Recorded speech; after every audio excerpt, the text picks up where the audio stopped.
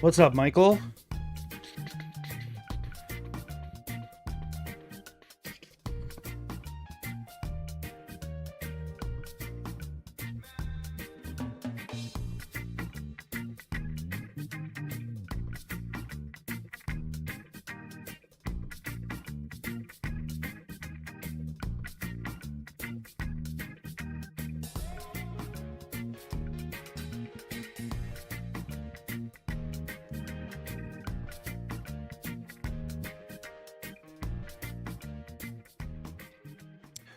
You just watch a pretty crap horror movie, Fear Street Prom Queen. I feel like I've heard of that, even though I don't watch horror movies.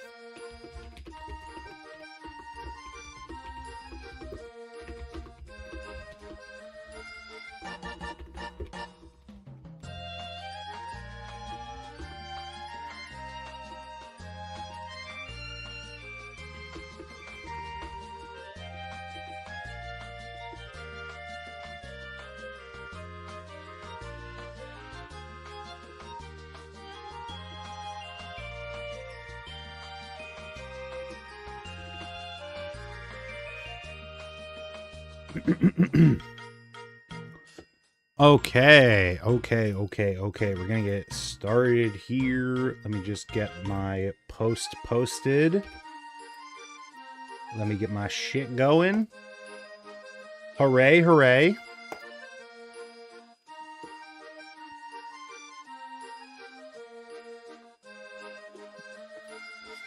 Okay. Ugh.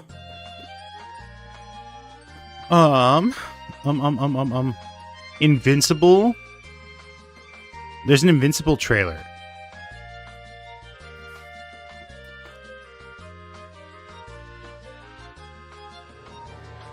There is an Invincible trailer. We can take a look at it. Hold on.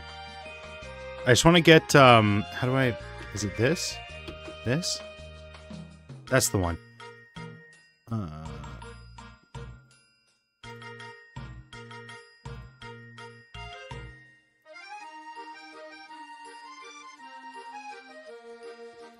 Lanterns? I mean, I'm going to be honest, I don't really care about that. Probably not going to take a look at that.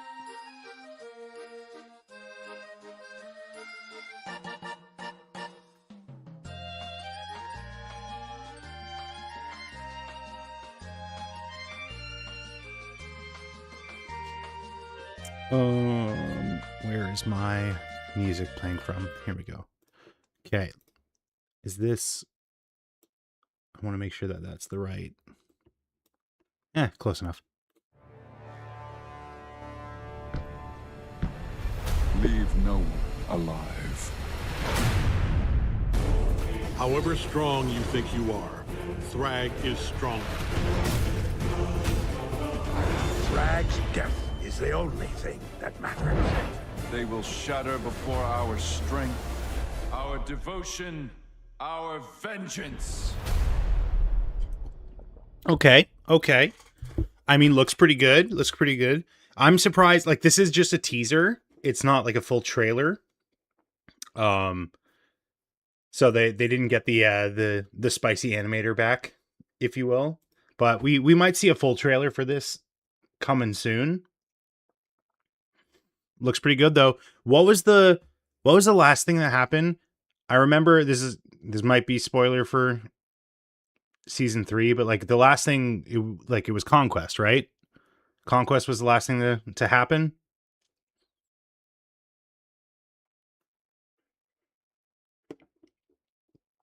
So I'm very excited. I'm very excited just for more Invincible, you know?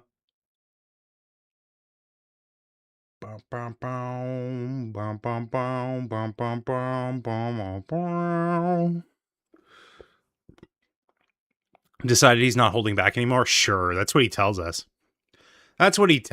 But, you know, can we really believe him? Mark's a liar and a weenie. And he's in Fortnite.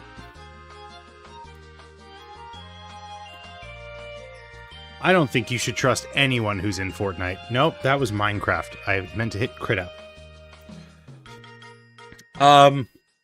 I'm going to be honest, like, I feel like I'm kind of spinning my wheels a little bit with this project. What was I even doing this? I definitely need to, like, figure out how to... Not figure out, like, I need to just keep drawing the design until it becomes, like, second nature. You know what I mean? Like, I just have to keep at it until I can do it in my sleep. So I think that might be, like, what we do. Like, keep drawing the eyes, keep drawing the shape. Keep drawing some interesting poses and stuff. Because I also, when it's fully modeled, I'm going to need something to, like, reference. To pose it and whatnot.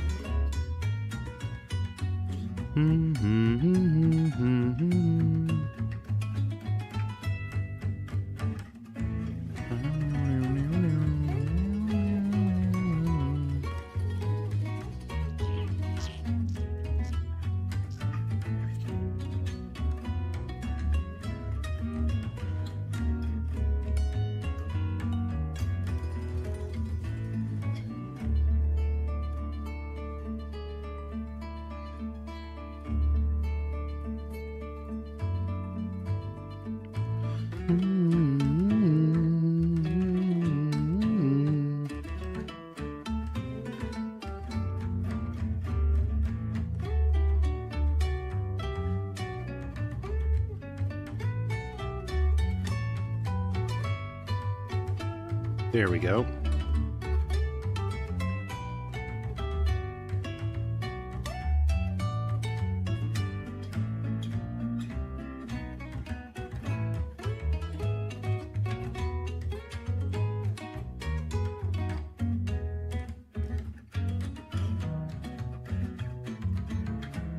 All right. Okay. Randy. Let's see what you got. Let's see what you got. Show me what you got. What you really, really got. I'm gonna grab you from here. Just duplicate that so I have reference. What are you still doing here? Old Randy design. Old Randy sketch. Let's get rid of you. Randy, who's rad-ish. That'll be how, like, every episode ends or something. Someone says, like, Randy, you're so rad, and then they fucking kill them.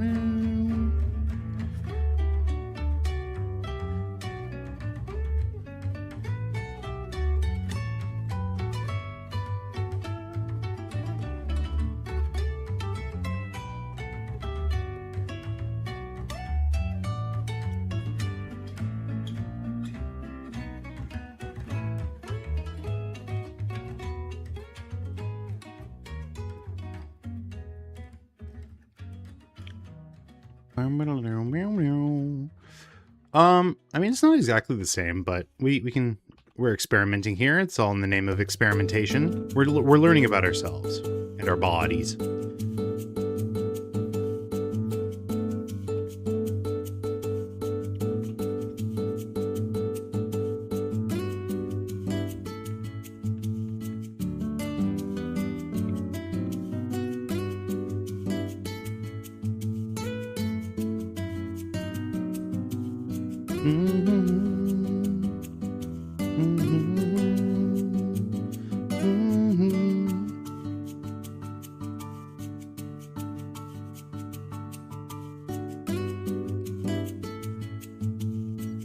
I forget, is it pulls out all the steps, pulls out all the stops? It's all the stops, but I would suggest you seem to have a lot of these, like, oh man, does anyone else think about cats? Like,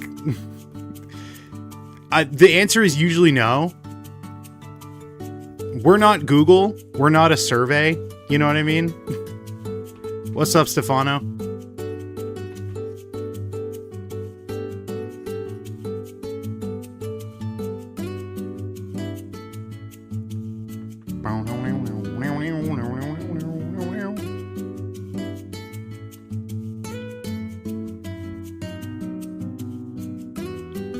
Hanging in there, you? I'm doing pretty good. I'm doing all right. It's good to sit down and do some art.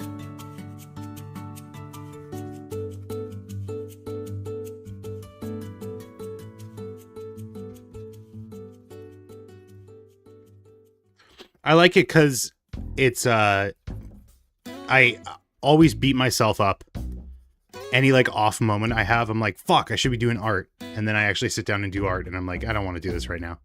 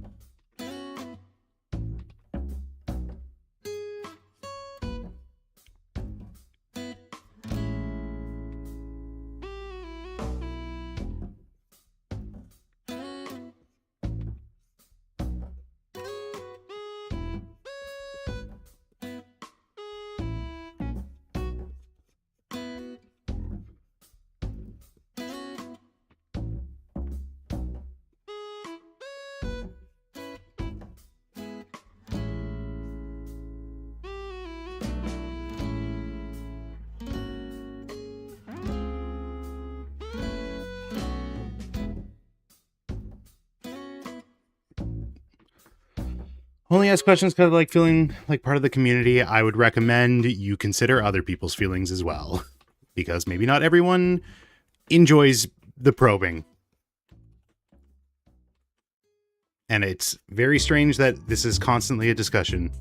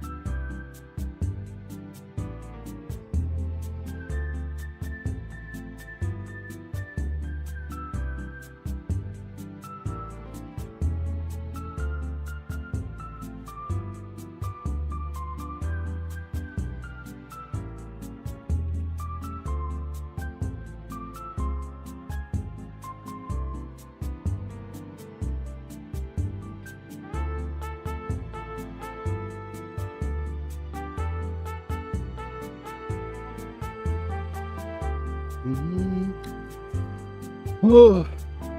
Oh. Also, it was the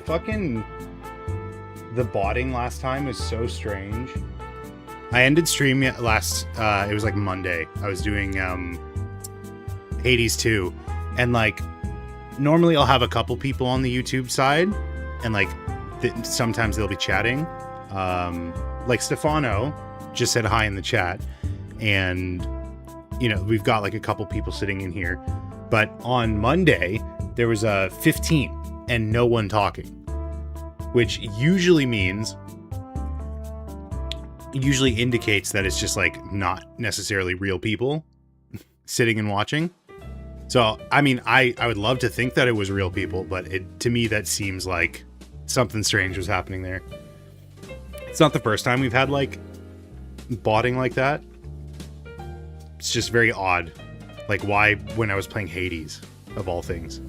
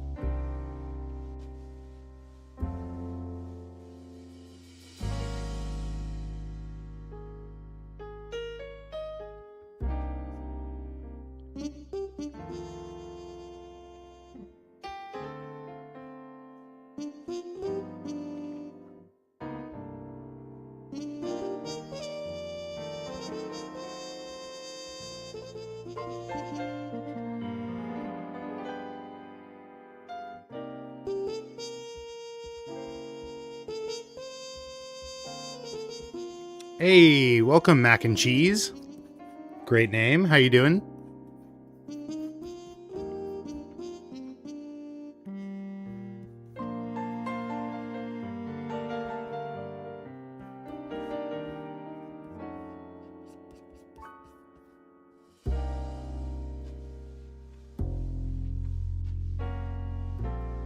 Lovely, and yourself? I'm doing pretty good. It's good to hear that you're doing well.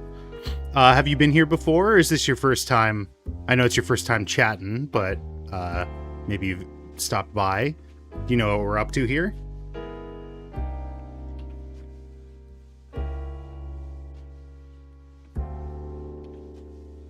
It's your first? Well, welcome, welcome. This is the story of a girl, the whole world. This is a character that I'm working on for like an original concept that I'm trying to pitch.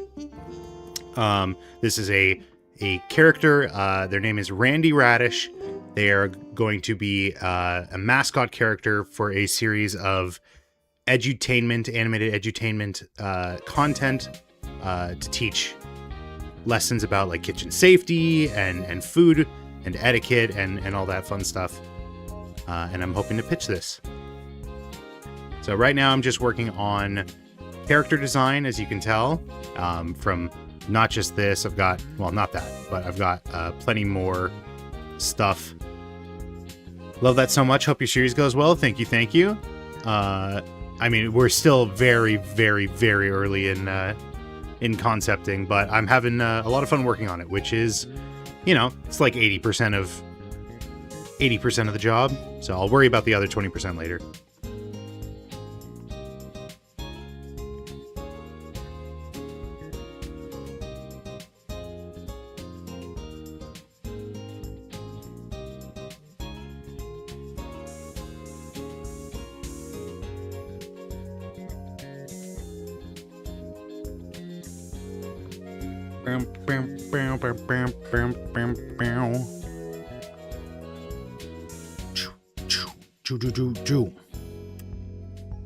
I want it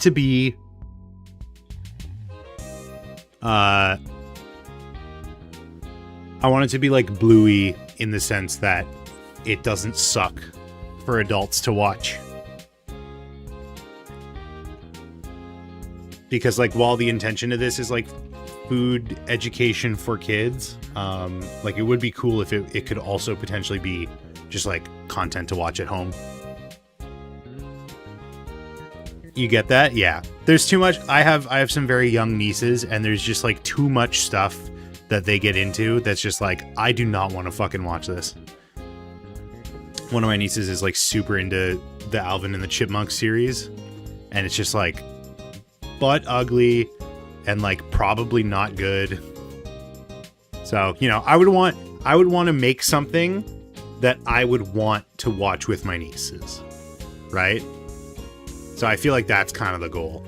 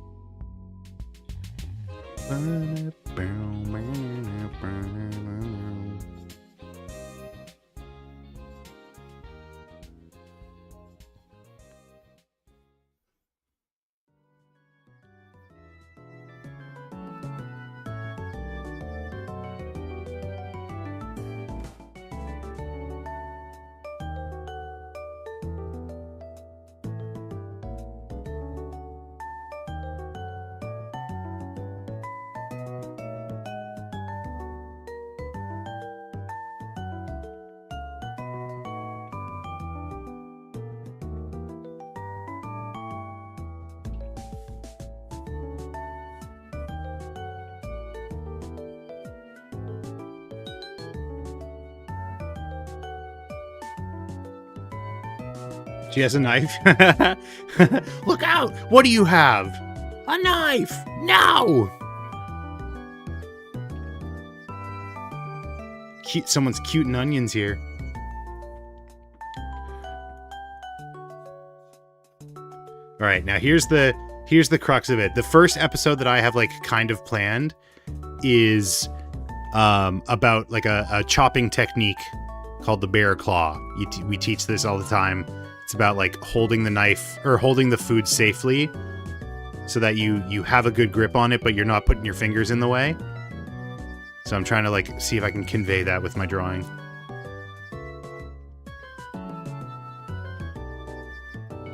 You have to, it's like this, right? So if this is the food, you put your knuckle like this and you hold it like so. I was clicking so much by accident.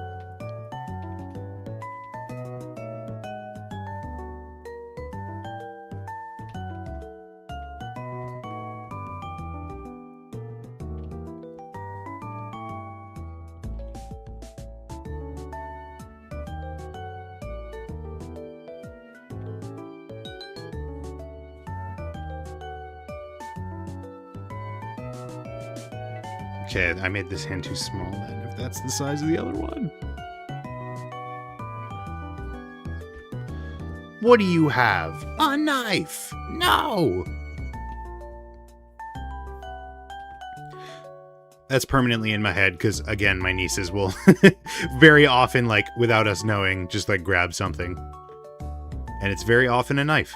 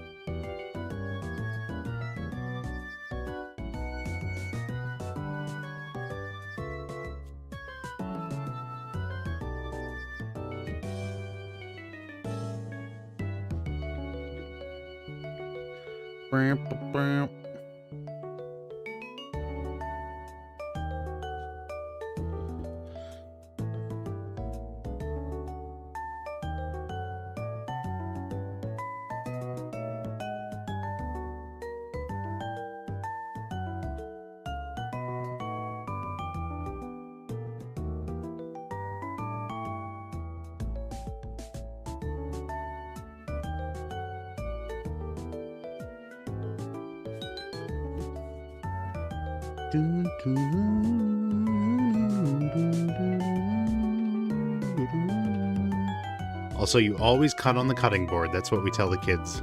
You're always cutting on the cutting board. So here's the cutting board.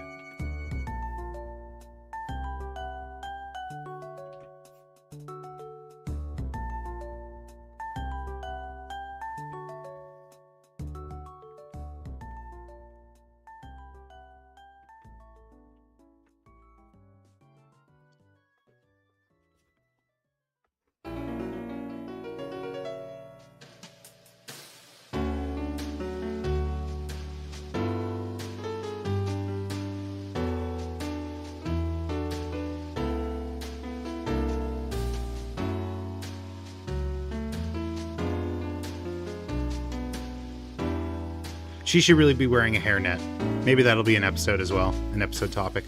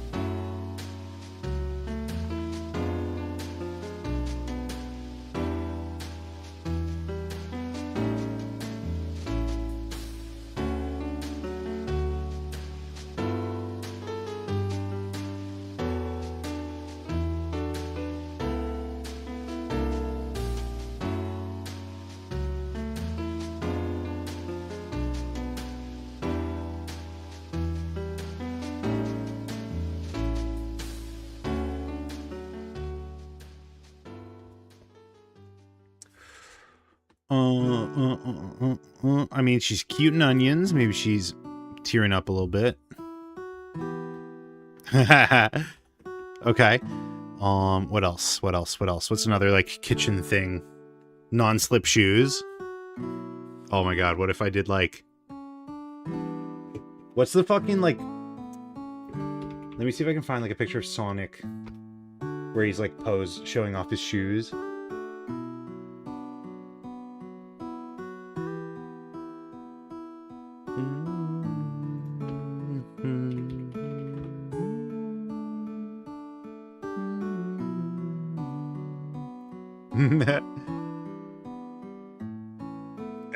I mean, I could do this. I could do this one.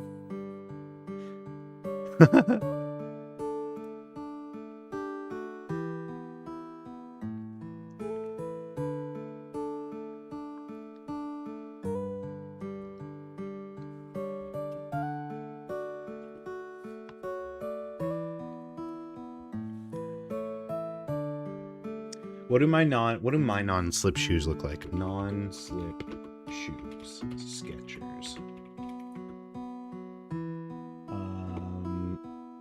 None of these. Wait, is it this one? Is this my shoe? I don't think it is. It's close though. This one? I think this is the one I have.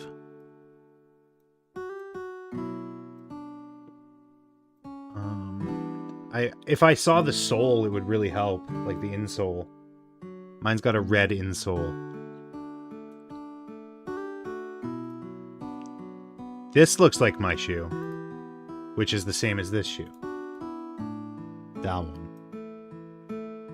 Yeah, that's it. Not this one. No, not this one. I guess I could open Pure Ref. That's probably smarter.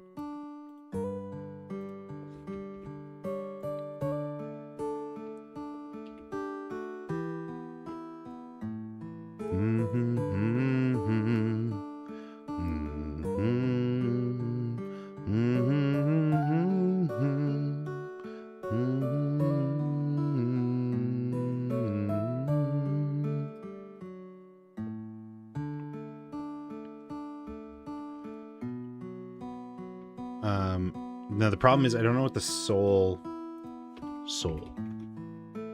What does the bottom look like? Nampa Groton.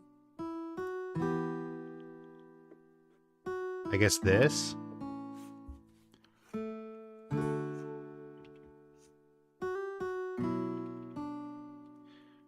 Okay, this is hard to conceptualize. Let me think. So the sole will be like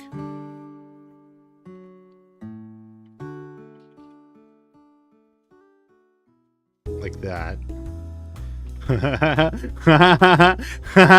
Okay, I hate this idea, but I'm gonna do it like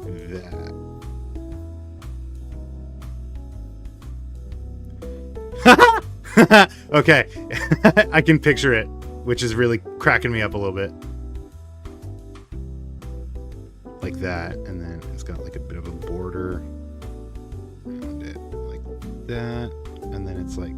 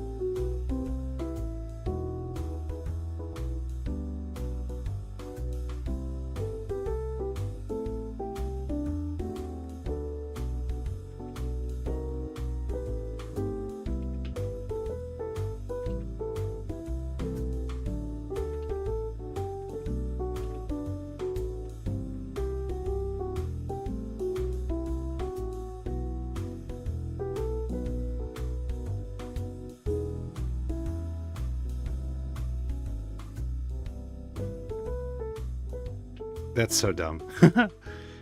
Okay, let's just get like this part figured out. So it's got like a big part like this, and then it goes down, so it's like a little slimmer, and then it gets big again, and then it's got that part.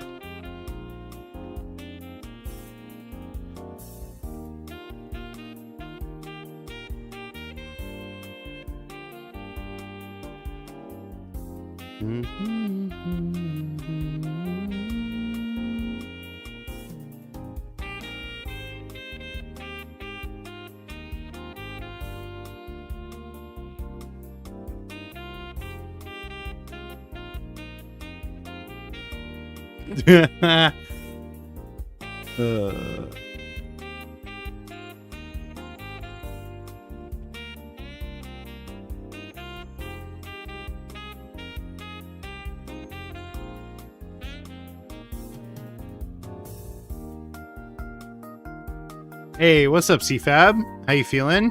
You doing a little bit better?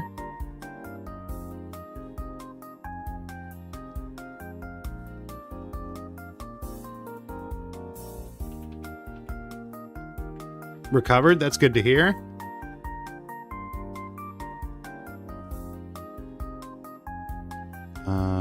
I got the proportions a little wrong here. This should go down like this, which means this part is different. What are you drawing, or what have you drawn? Not much. These are pretty much the only doodles I've done for today. I'm just trying to like get a little bit more consistent with Randy here. Right now I'm drawing Randy in work shoes, in non-slip shoes that I wear.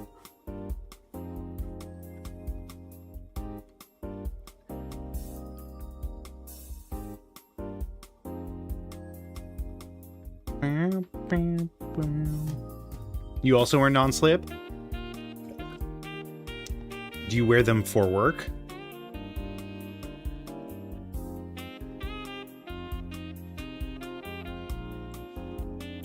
For house. Why? Is your house constantly like flooded?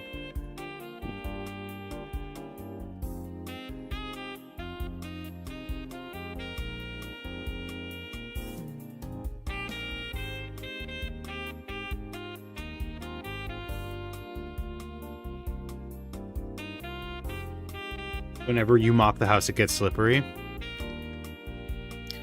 Is it common to wear shoes in your house in Ireland?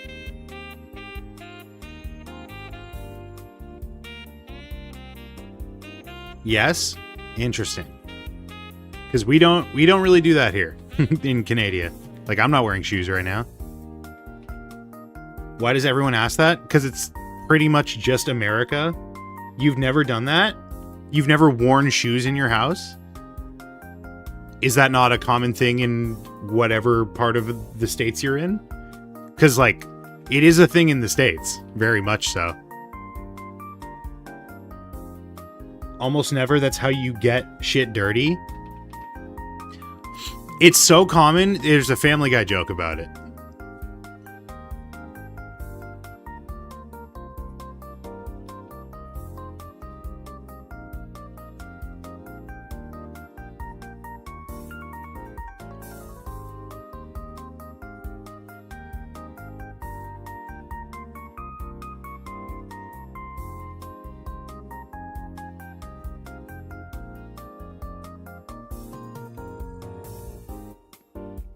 Yeah, I mean, I don't wear shoes in the house. Unless it's like a fancy party or something.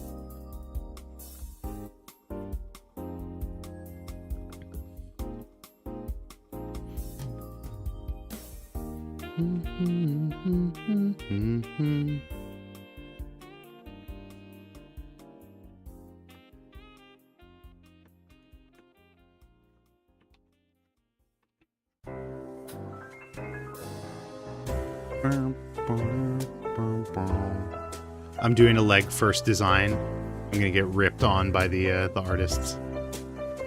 You're right though, now that I think about it, most families don't care.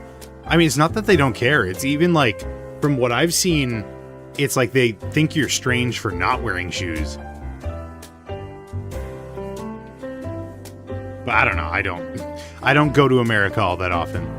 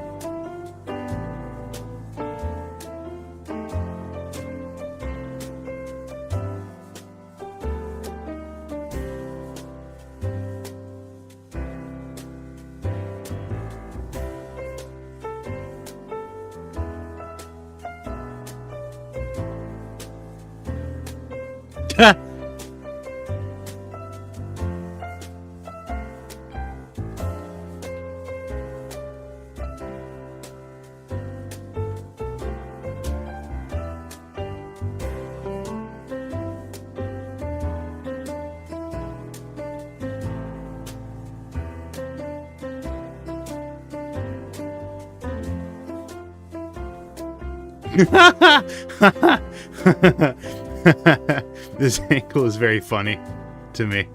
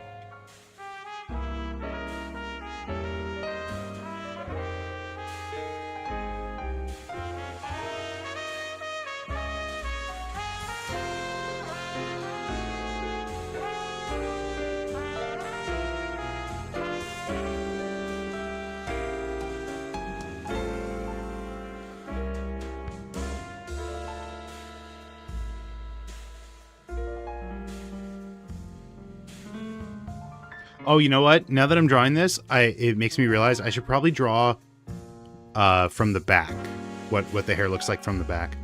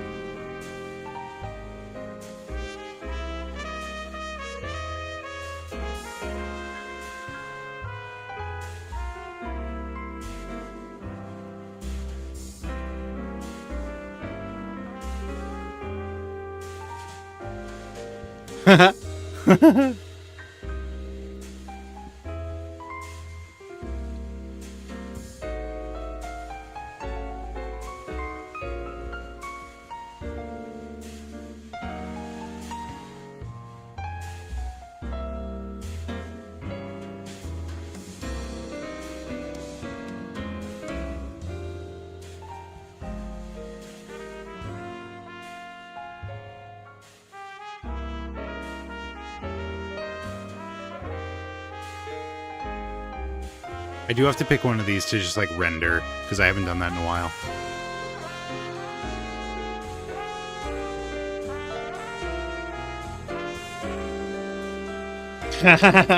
This is kind of coming together.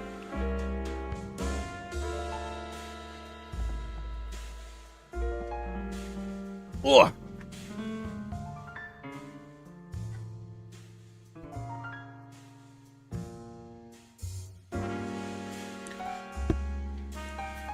Okay, so non-slip shoes, bear claw.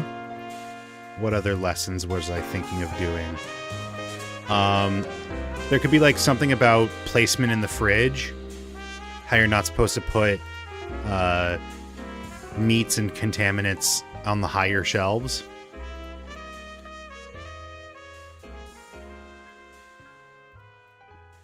Cooking temperatures. The purpose of soap and sanitizer. There's a lot of things about, you know, like kitchen etiquette and safety and education.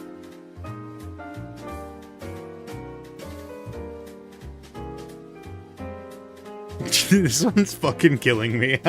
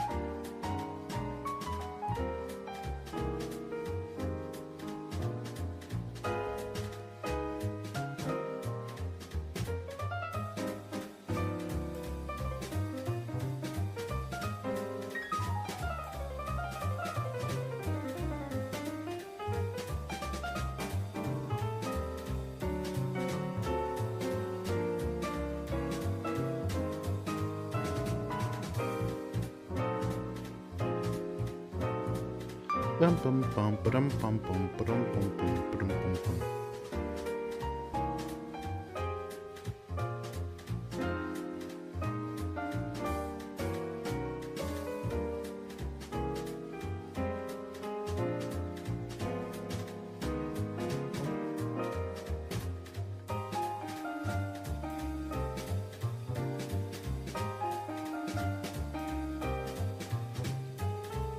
CFAB, have you ever watched Vinland Saga?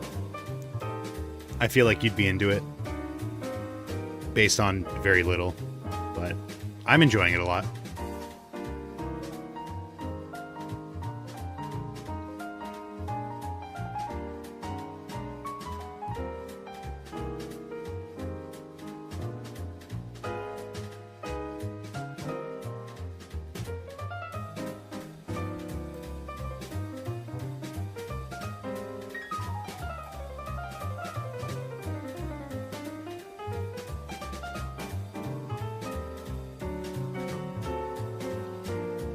You finished that show? Oh, damn.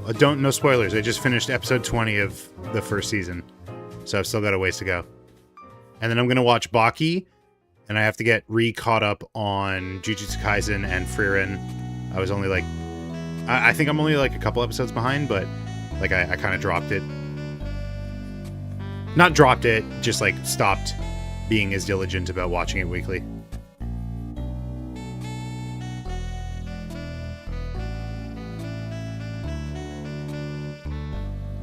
But yeah, I'm super liking Vinland Saga. It's fucking brutal though. Let me tell you.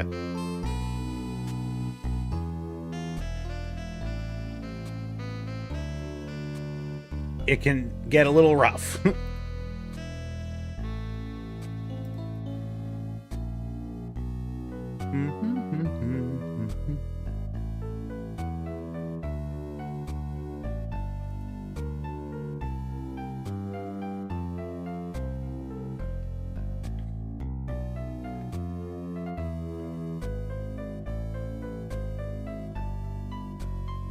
Okay, just a momentary break to draw a Vegeta real quick. I like to reset with a Vegeta. A cool, crisp Vegeta in the morning.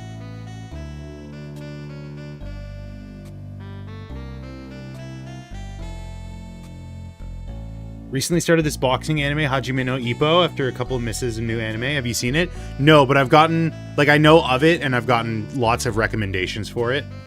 So I might pursue it at some point. Is it, how realistic is it? How grounded is it?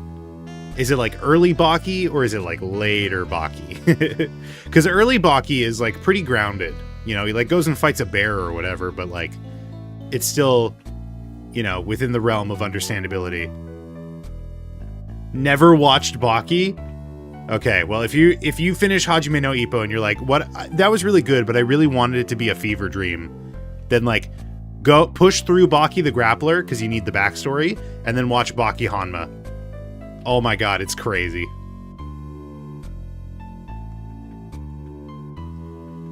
Have you seen Dungeon Meshi? Yes, sir. Freaking love Dungeon Meshi. I actually started reading ahead in the manga, although I'm like, not that far.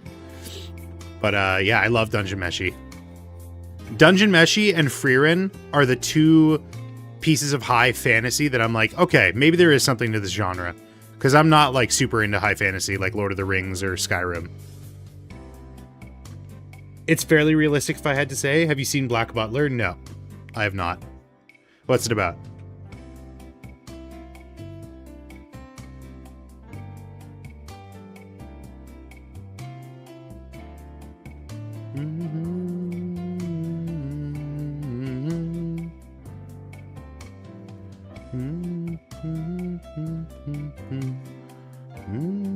Need to watch Fear, and everyone seems to love it. You have to be ready for a slow burn. It's an incredibly slow series, which I really like. I liked that aspect of it. It actually kind of like stopped being as interesting for me when the action started picking up, which is, I know, a little strange, especially for like a shonen degenerate like myself. But I super love like the really quiet and character focused moments of Frieren. Especially because like it kind of hits close to home a little bit, because I actually this is not like a brag or anything. This is not like the fucking like credentials it's gonna sound like I'm making it out to be. But when I was in high school, I took a creative writing class, and I wrote a story about an immortal scientist just like kind of wandering through life trying to find like meaning and whatnot. And like that, when I started watching Frieren, I'm like, oh, this is like an immortal elf girl who's like trying to find meaning in her existence, and like it just like it felt special to me.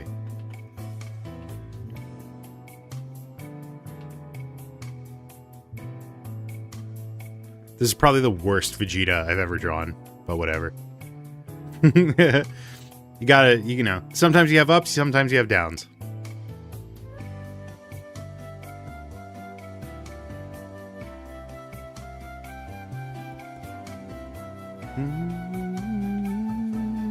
All right, bye, Vegeta.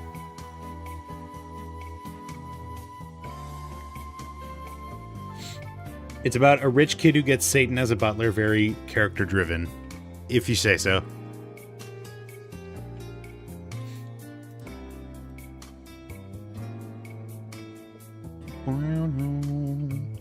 But yeah, I gotta watch Baki now that a new part has been animated, and then we got fucking what are we listening to? It's Mario Smash Bros. Brawl Trophy Gallery.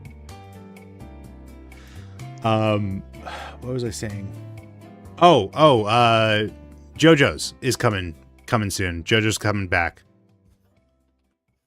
JoJo's is coming back, and then there's going to be new iteration of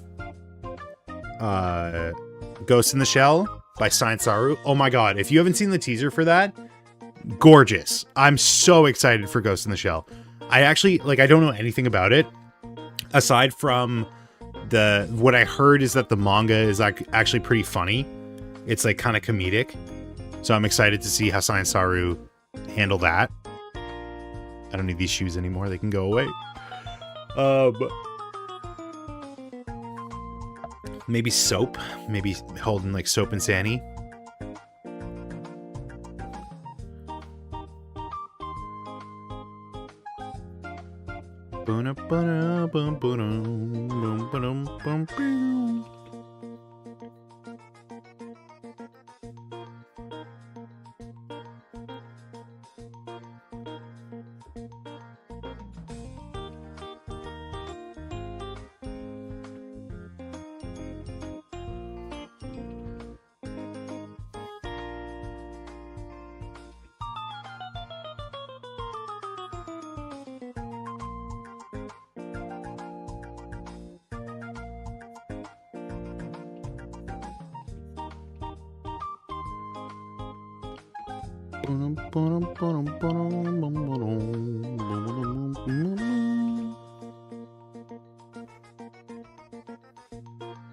Draw a straight line. Thank you. Good enough.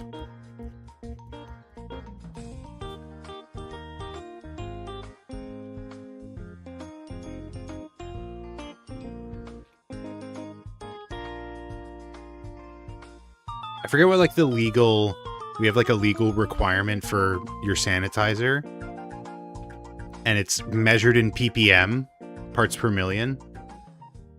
I think it's like 400. What percentage does sanitizer need to be? 60% alcohol? No, it's a different type of sanitizer. I can't remember. Ours is measured in like ppm. So I think it's like 400 ppm.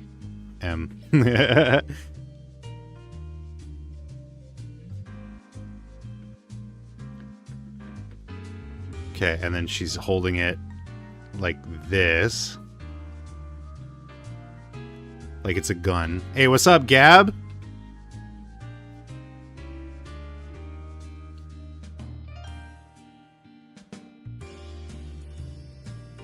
Welcome, welcome.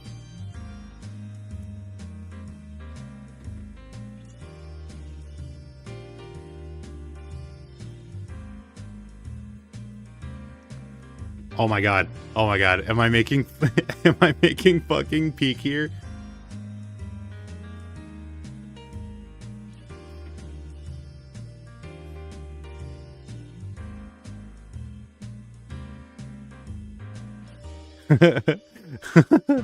I mean, it sucks. I hate like drawing something and then realizing I have to delete a little bit of the detail because I drew something on top of it. But you know what? It's gonna be worth it.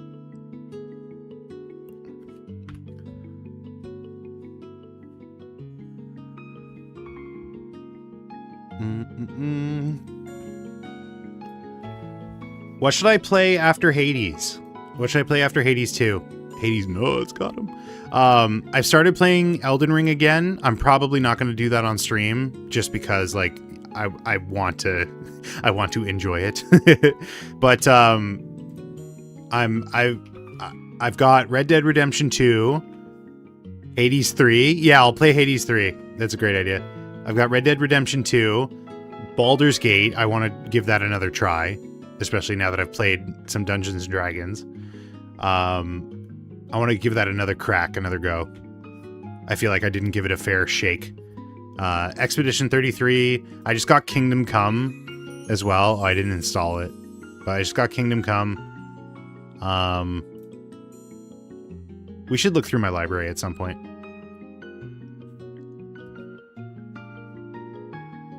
Wait, didn't I install it? Is it on this monitor? It isn't. What the fuck? I thought I installed it on this computer. Hades 3.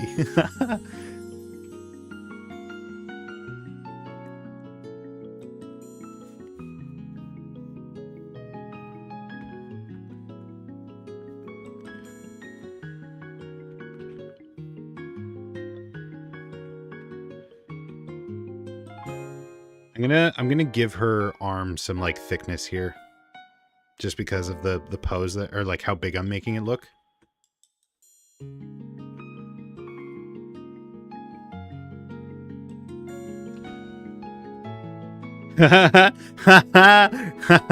Okay. So that connects. When I do the model of this, by the way, have you played StarCraft 2? I'm not a big RTS guy, unfortunately. That's an RTS, right? I've played World of Warcraft.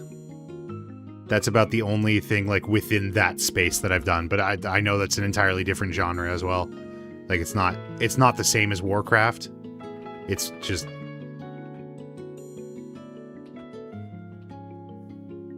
yeah, I don't know. There's just like something about it doesn't appeal to me. It's too much thinking. I'm not good at strategy. Like I say I'm playing Baldur's Gate or I'm gonna play Baldur's Gate, but I'm probably like the whole time just gonna be like, I'm gonna be fucking running on a ass hair of health, just because like I'm constantly gonna be somehow stumbling out of battles and stuff. I'm so bad at strategy.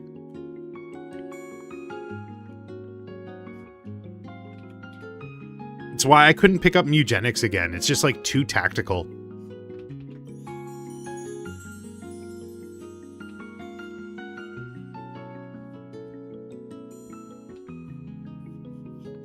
By the way, do you see the vision? Do you see what I'm like going for here?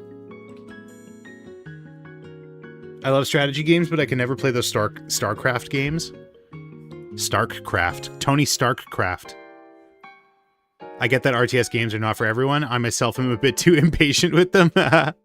What about like XCOM? XCOM's a strategy game, right? Except for like some of them. Aren't some of them like third person? Like Gears of War style.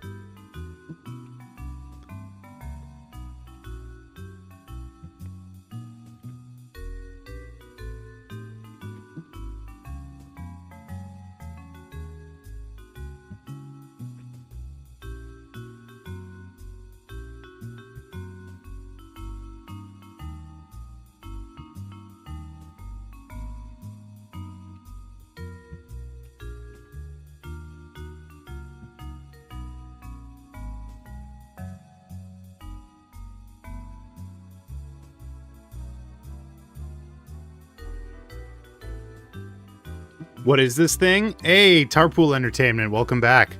This is this is Randy Radish. This is the mascot character for a pitch that I'm working on.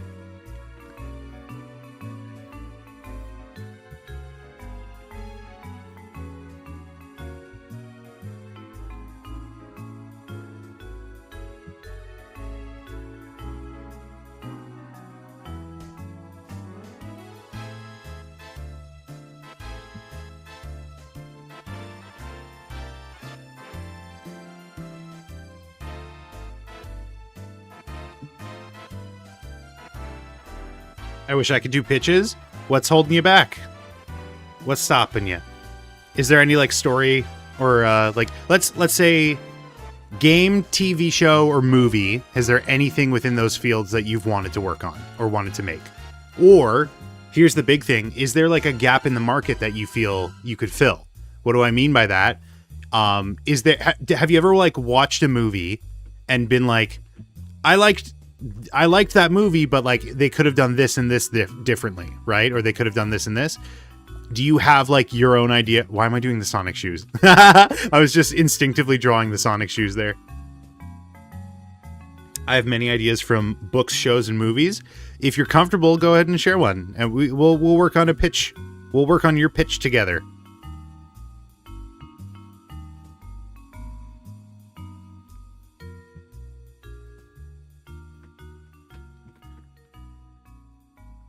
Well, obviously you don't have to if you don't want to. I understand. I'm very cagey about my pitches, right? I'm very cagey about my creative ideas, just because like I am worried. You know, I trust you guys, but like I am worried about, you know, losing out on that idea.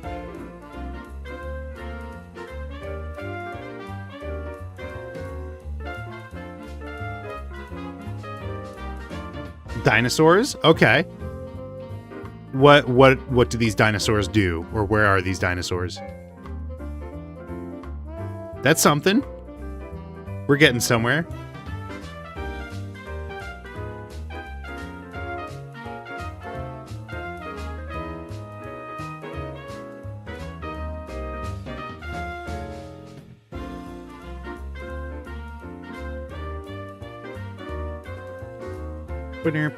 Like I have some ideas that I can share with you that I'm like comfortable sharing. I have this idea for a game. It's not the main one. Like if I have, here's the thing. At any given moment in my head, I have an idea for a TV show. I have an idea for a movie. I have an idea for a comic, and I have an idea for a video game. At any given moment, like I have. If I was like sitting down, if tomorrow I had like a meeting with fucking, I don't know, Ted Sarandos or whatever, and they were like, okay, we're ready to listen to your pitch. I have one locked in the chamber for each of those, right? I don't have an idea for a book, like a written book, but I have an idea for a comic. But I mean, Ted Sarandos, I probably wouldn't be talking about books, let's be real.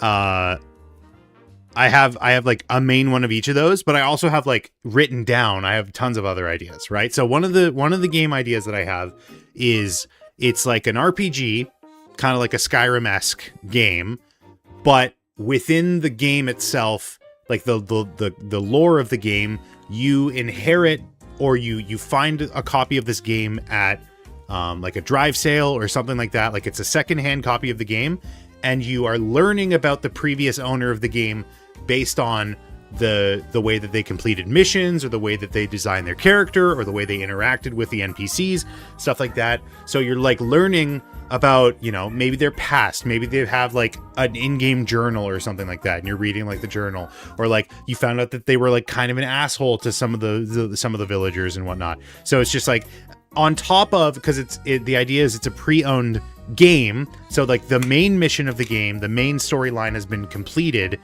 but there's like all these side missions that are left to do, right? Like collect 5 magic stones, and they've collected 2 of them, but like there's still 3 left that you have to find. So like you're going and you're finishing those missions and whatnot. So that's the gameplay loop. It's an RPG where you're completing missions, but like the lore, the story around the game is that you're learning about the previous player and their choices and decisions. And I will admit that idea is like way less concrete than some of my other ideas. But it is like something that I think might be an interesting writing exercise to pursue.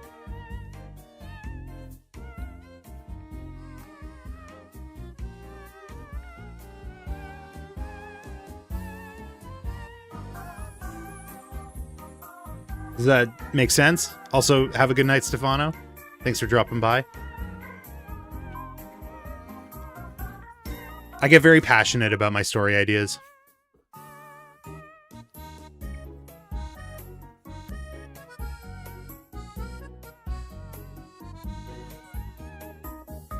Yes, actually.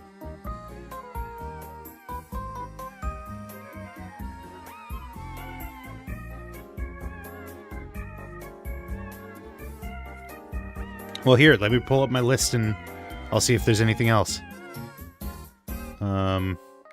Anything else that I'm willing to share. What is this?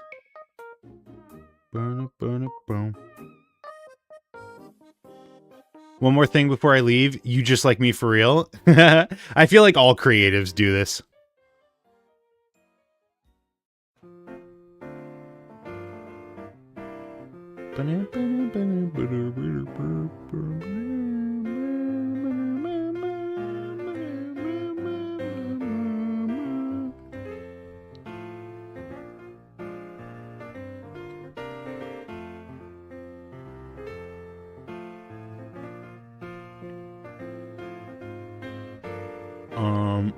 Well, here the first one I have in my document here is actually like I don't mind if someone takes it, but the idea that I had is it's a time travel story, but it's like commercialized, right? Time travel has become commercialized.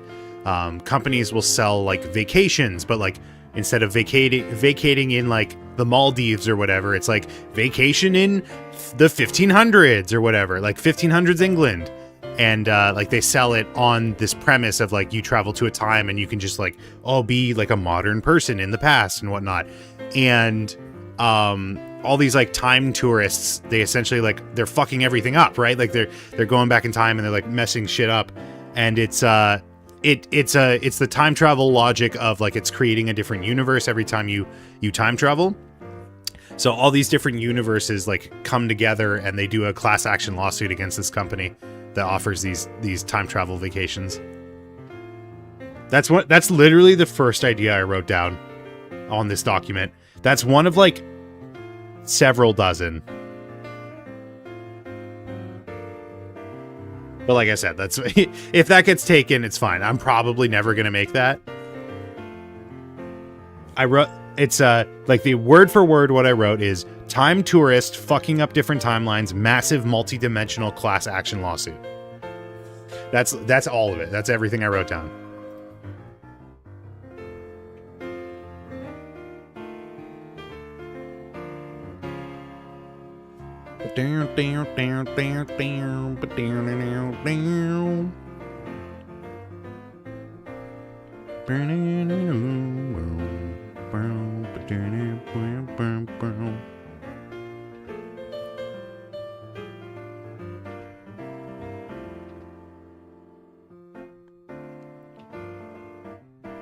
I gotta move you over, Randy.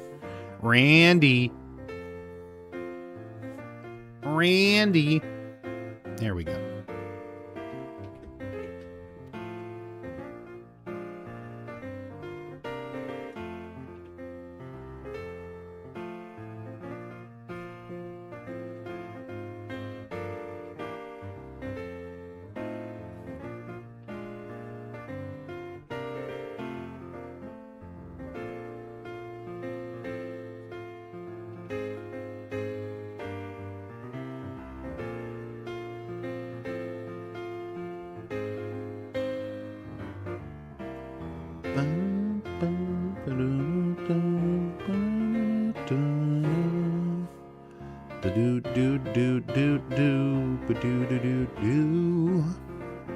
I've been thinking about shifting streams to just be weekends only, at least as an experiment.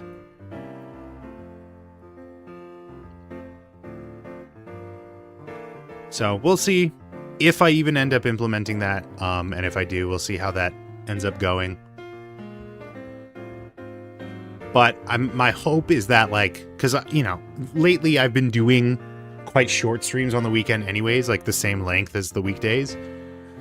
So if I were to just do only weekends, I would hope that I could do them for longer, at least, like do longer streams on the weekends. I would maybe try and bring back like newsy news. And like, hopefully by doing it only on the weekends, I would have more to talk about, like, personally. Just like shaking things up a little bit. And also, you know, fairs. I gotta be honest, like, it's kind of the best feeling in the world to come home from work. Like, not have to come into the studio, just like go home, make some food, play some video games, not talk to anyone. Like, I'm not gonna lie, it's pretty freaking sweet. And it's interesting because it's a prison of my own making. You know what I mean? Like, I don't have to do this. No one's forcing me to go live, right? So like, why do I feel such fucking jubilee from not going live? Which is strange. I don't want that. You know what I mean? So I feel like hopefully this will help like stave that feeling.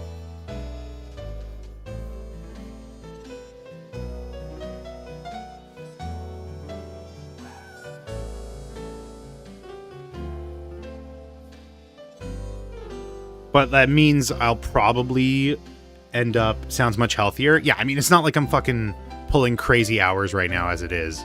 Like, I'm not staying up until like 2 in the morning streaming. But I am gonna like at least try to work on stuff on off days. So like you might see some jumps in progress and stuff on projects. But yeah, that's kind of what I'm thinking right now in terms of action.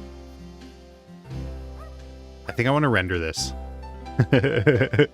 What do you think of it? What do you think of this pose? I'm kind of going for like a shadow vibe. Shadow the Hedgehog.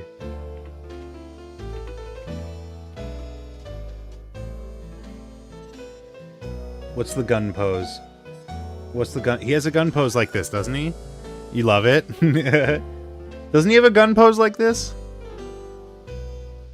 Shadow gun pose.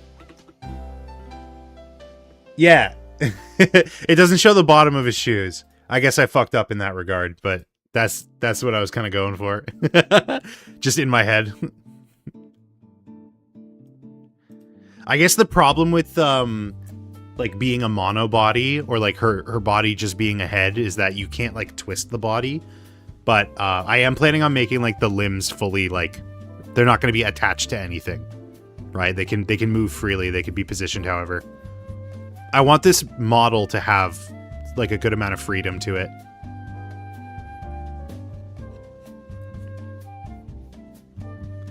Just because, you know, I want to... It's probably going to be a simple model. It's probably going to end up being a simple model. But I really, really want to push the animation, right? I want to make sure that it's, like, really, really clear, really well posed, really well choreographed. Really interesting to look at, even if, like, the model itself isn't all that interesting. Which I want to make the model look interesting as well. Don't get me wrong. But, like, it's probably... You know, texturing is not my... strong suit. Drawing is not my strong suit. What I feel like I'm pretty good at is persistence, which is more an animator's game than anything.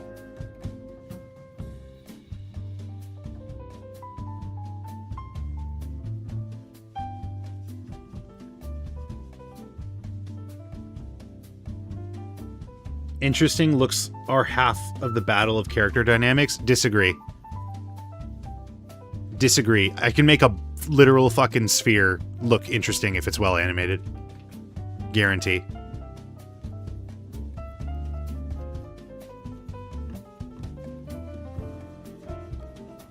The way a character looks is, you know, it's pretty important, but you somehow persisted through hundreds of Game Grumps animations. That is true. That is correct. I got the only tenace I see. I got tenacity.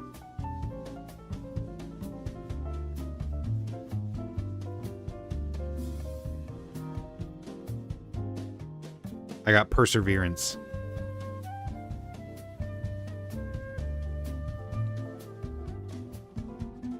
And possible remasters in the future? No. That was never on the table. The thing that was in question was maybe I do Trigger Happy Havoc. Which I'm still... Like, maybe I'll do the designs. I don't know if I'll end up doing the audios.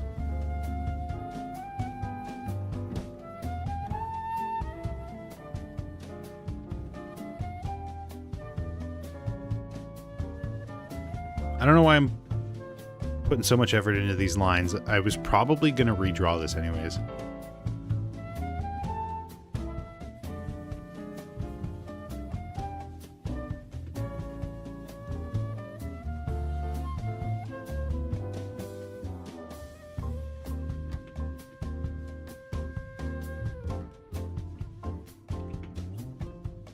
Do you have any animation projects you're thinking about right now? All the time. I still want to do the 600 Men, 600 Strike Jotaro animation. I have some not Deltarune animations I've got, like, in the hopper. Kind of similar to the ones that are fucking blowing up. But, like, I've also had these in my head for a while. Whoa, whoa, whoa. What else? What other animations do I have? I had a Game Grumps, like a 10-minute Power Hour one that I was thinking about. The Wizard toy. I don't know if you remember that one. Oh, speaking of 10-minute Power Hour, I couldn't finish. I couldn't finish Mondays. Did anyone else feel that? Like, it's got a kind of abysmal vibe. It's got kind of an abysmal vibe. Like, no one seems to be having a good time, except maybe Dan.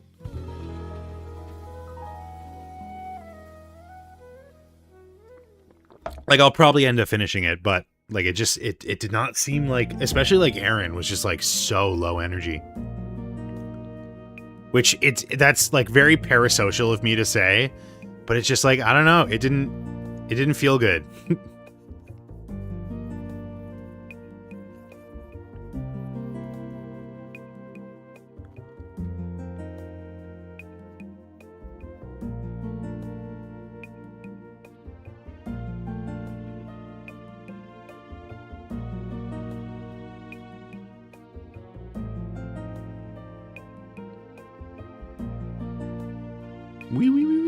Okay, let's do a render of this one.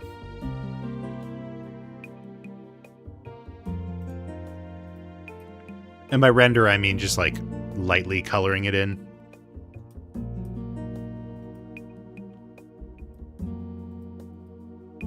That bit? I don't think it was specifically that bit. It was just, like, one of the wizard bits where it's, like, the delivery is really funny. Yes! Maybe it was. Or maybe, like, is my family good? Ask again later.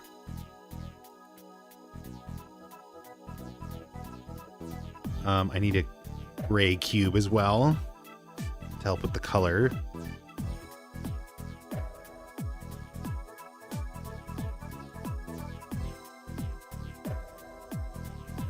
I'm so excited to do this. It's gonna look so good.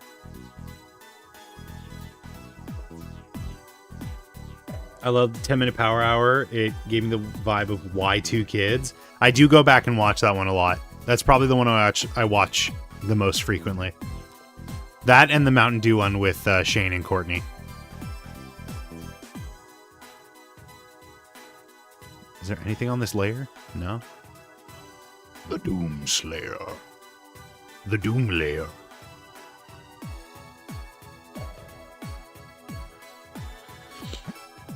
Okay, so we have 3 colors here. We have 2 colors here. I'm blind. We have 3 colors. No, white is a color in this case because the background is gray. So let's start with let's just lay the flat color first.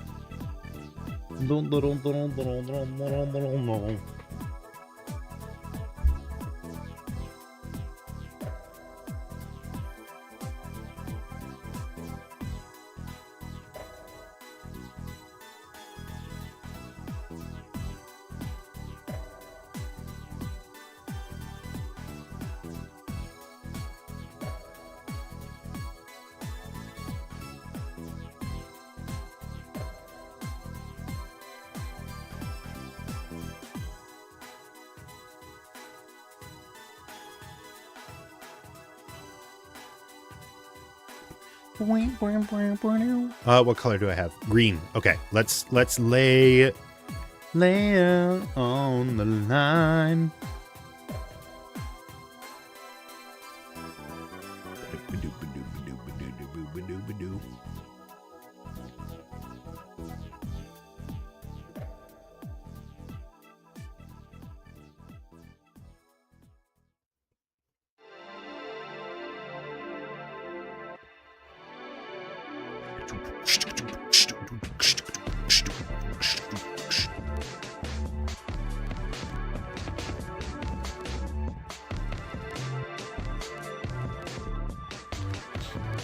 Now, you'll have to forgive me, because I don't necessarily, like, remember how I did it the other time that came out really well. I can't... This is the render this is the one I'm rendering. That's so funny. where they look nothing like in character. Very pissed off and angry. That's so funny. But it will look really cool. I'll put this on my portfolio.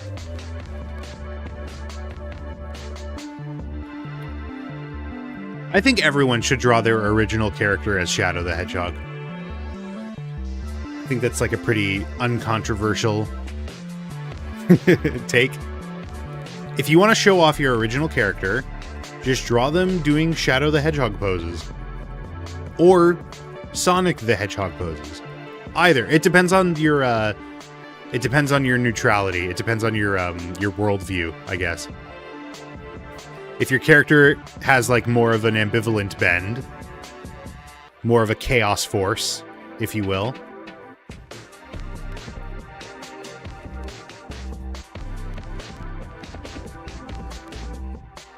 Have you guys been seeing all the Sonic movie news? We have a cast. We have a casting for Amy. Rumor is that Ben Kingsley might be in it. And everyone's talking about, oh, we found our Rouge the Bat. We found our Cream the Rabbit. Which is funny. I know I said it in a tone that's like annoyed, but they're very funny when I see posts like that.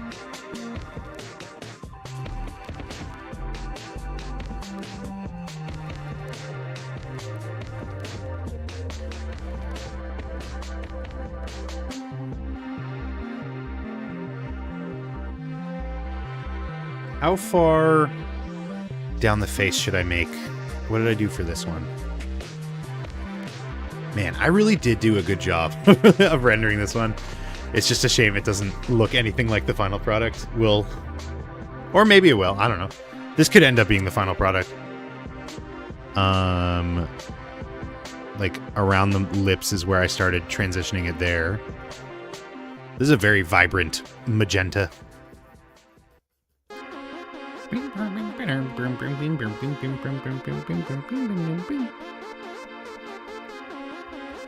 This is actually like kind of hurting my eyes to look at on the monitor. What does it look like for you guys? Hopefully it doesn't look too bad. Why is this so fucking magenta? Is this the right one?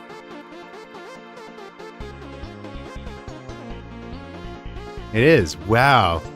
Wow.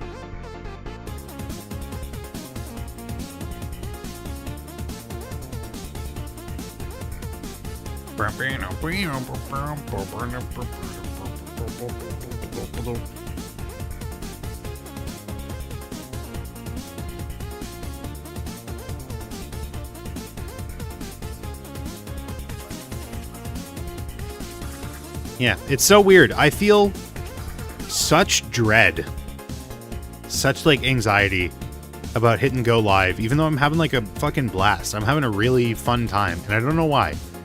And that feeling has never gone away. You know what I mean? Really? Yeah.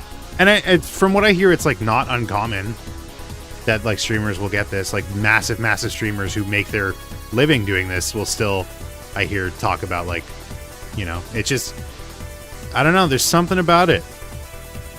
And I'm a pretty anxious person just in general. Like it's just in my bones, in my blood.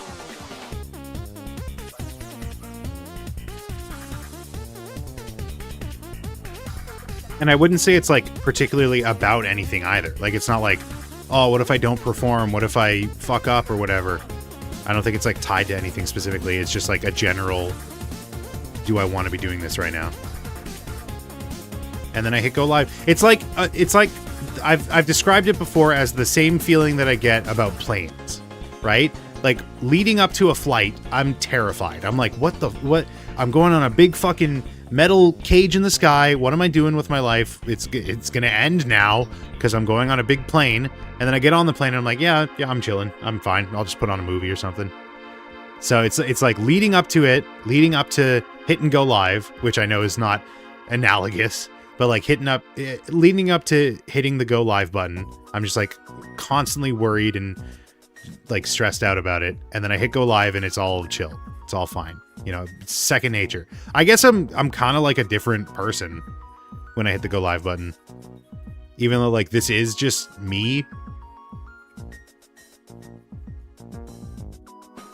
It still kind of feels like a bit of a Jekyll Hyde.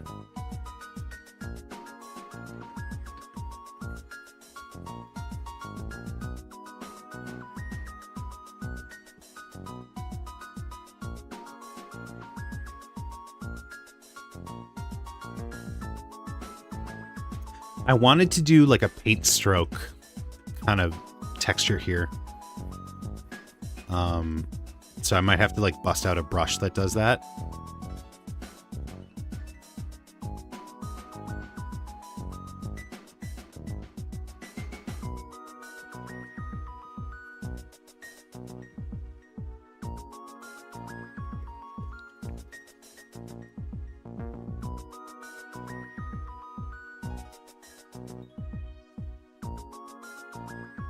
How different would the stuff you be doing right now if you weren't live? I'd be home playing video games, 100%, or making dinner to play video games. That's the big thing about streaming. Like, it does kind of lend a bit of discipline, and like I think that's something I just need to work on in general. But like, I'm definitely more productive when I'm live. Although I do doodle the doodling when I'm just like sitting around. Like, I'll have little flashes of inspiration and whatnot.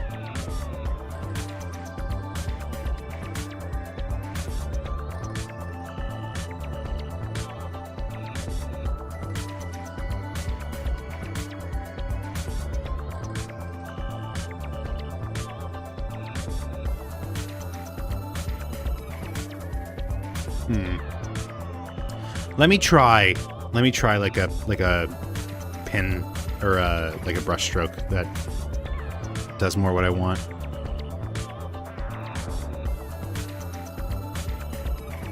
There's like a splotchy one that I like. Which one is it? Is it this one? Yes. Set this to 50.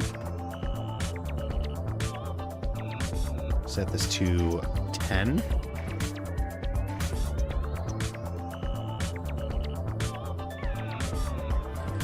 Okay, I feel like I'm not seeing results, but it could just be me.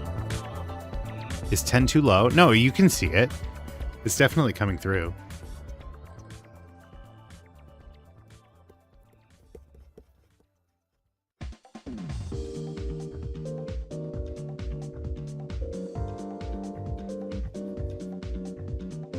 Maybe 10 is too low.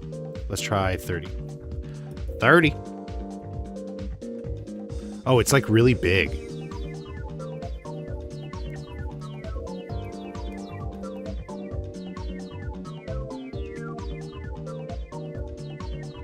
I think I need a reset. I need a bit of a color reset here. Let's just get this her whole thing solid magenta.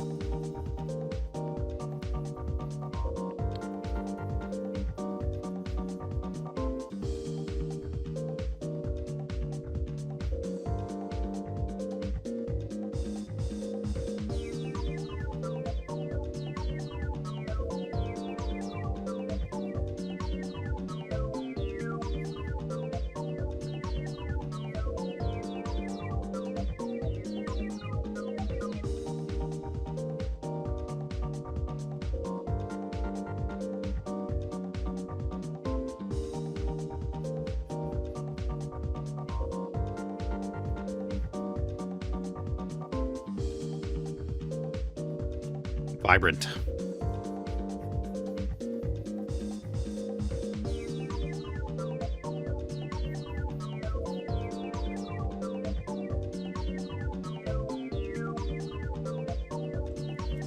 Also, the gloves are going to be magenta as well. I think. I don't know. I'm not married to that, but the way I did it before was that the gloves are magenta, the shoes are white to match the lower part. Oh, also I did tone it down. I'm noticing now. I toned down the magenta and I made the white more of a yellow. So maybe that's the strat here.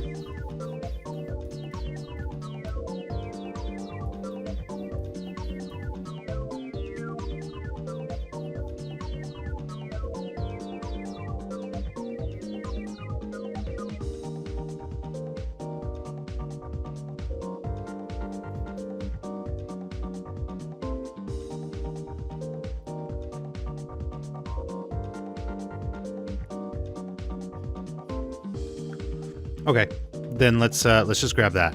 I do like this more, this less saturated magenta.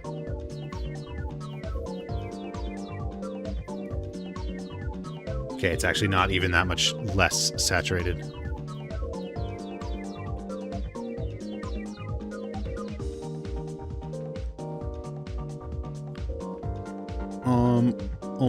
All right, so we've done that. Let's do the white part. Where is that brush? This one?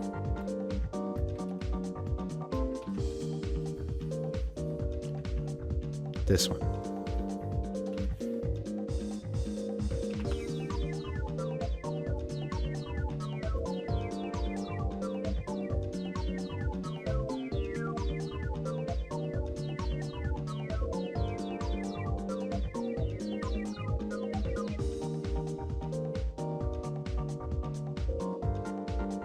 Okay.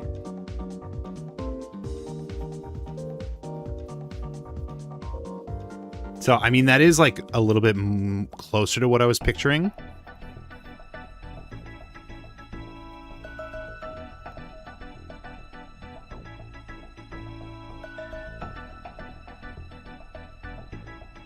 I'll clean this up after.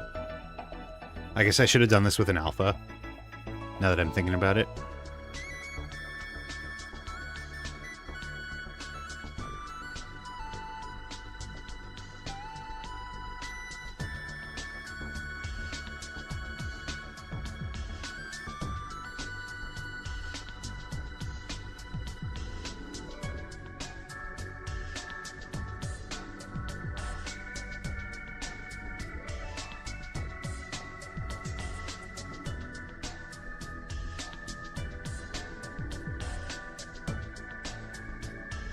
The only problem is it's less controllable than if I were to just like hand paint the texture. I have like less control over this because it's a little bit more procedural.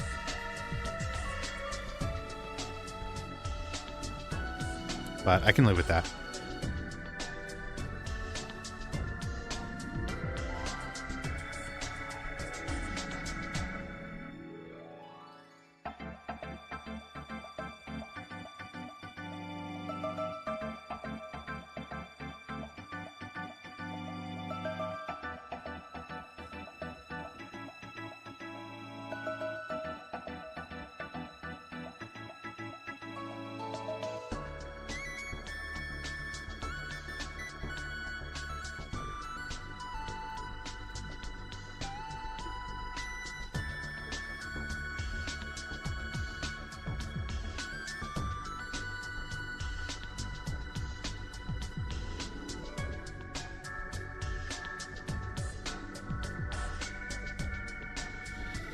Mamma mia.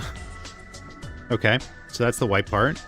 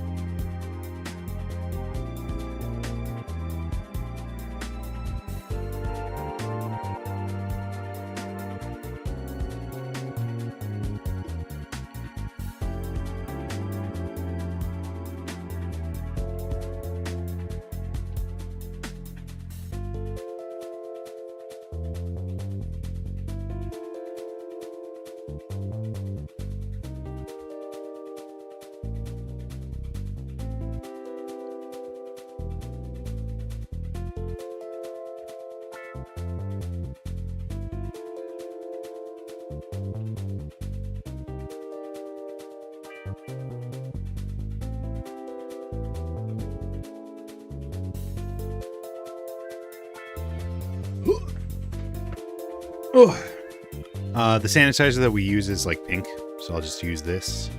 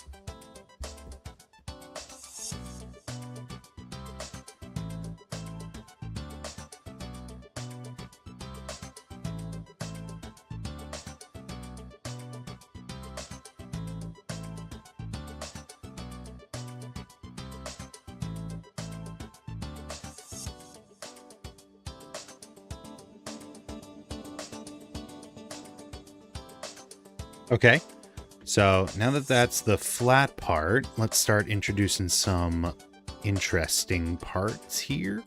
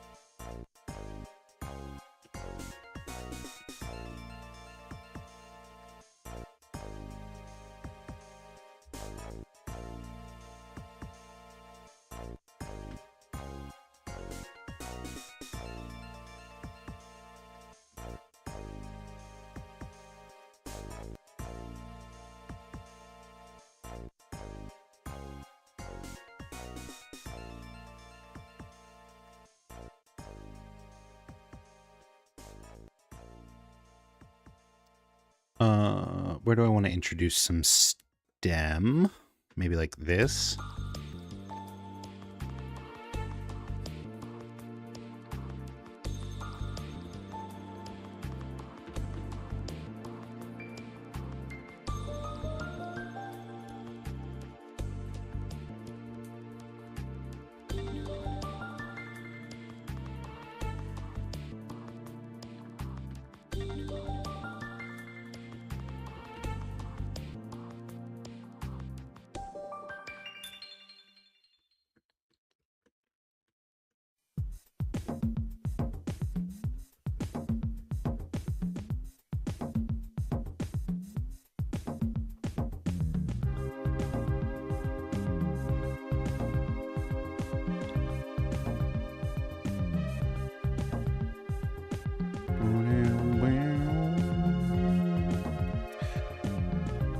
I feel like the highlights might be a little too harsh, if anything. I don't know.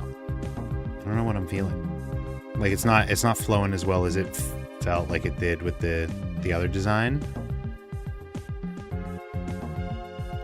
Maybe if I introduce some like interesting color to it, like a yellow.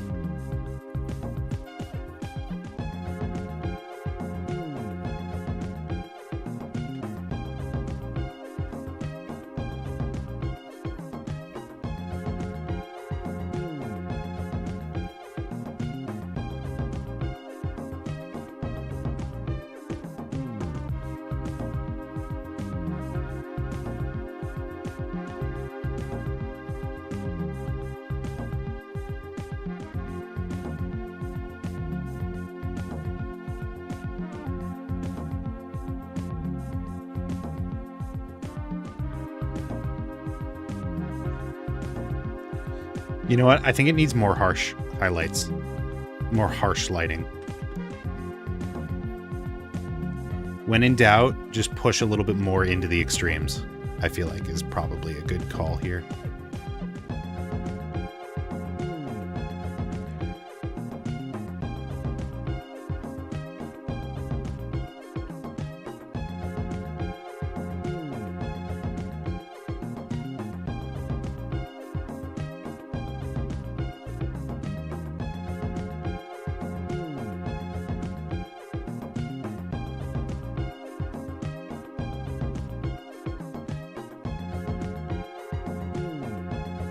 Yep, that's what it was.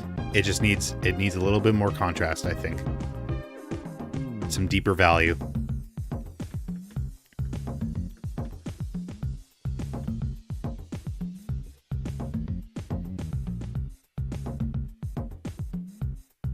And you know what? I feel like if I really want to make it pop, I'm going to add some very, very bright, harsh highlights.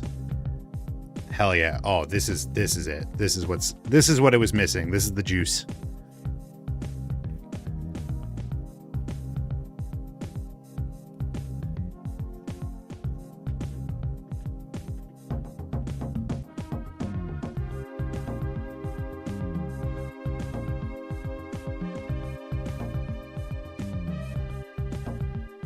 I just have to be careful with it. Too much and it'll look a little muddy.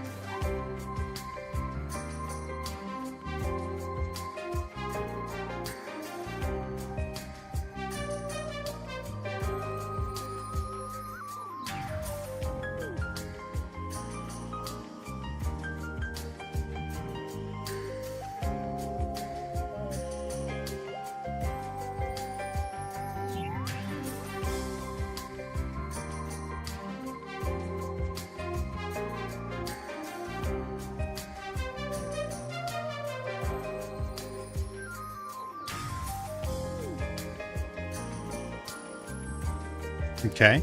Let's go for some super, ooh, like a minty green. Shading's looking really nice. Thank you. I'm just kind of making it up. Kind of making it up as I go, as is my strategy, usually. I think we can push the mint a little bit whiter as well.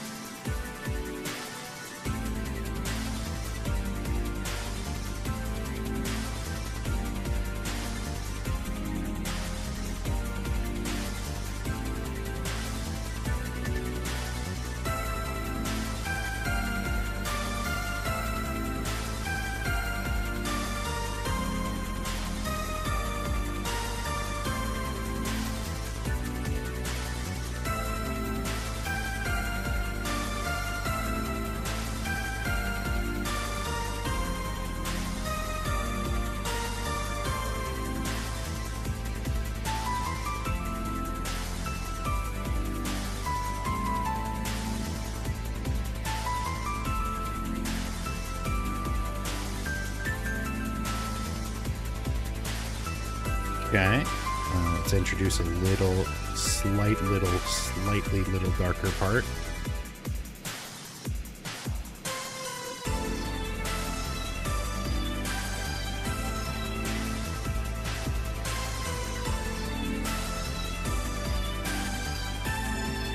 Perfect.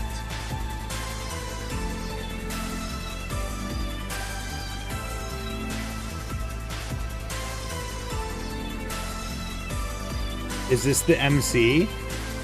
What's up, Microwave Coffee? Yes, this will be the main character. This is not a pose that they're going to be in during the show. I just thought it was funny, and so we're working on it.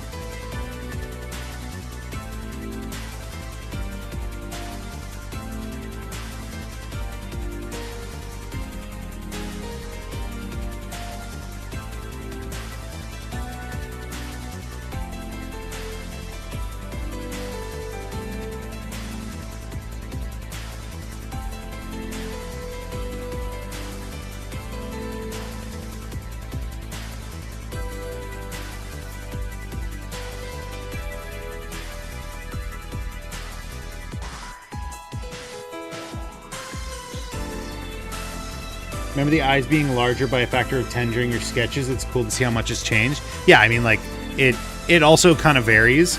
And my plan with the model is it's also going to be able to be, like, dynamic. Like, it's not going to be set in stone what size the eyes are. You know what I mean? Like, it can change on the fly if you need be. So it'll just be... The way I want to approach animation in this regard is, like... If you need something for a specific frame, you do it, right? Like if you need the eyes to be massive for a frame, tiny for a frame, on the left for a frame, you will be able to do that, right? Like that's how I want the animation of this to work.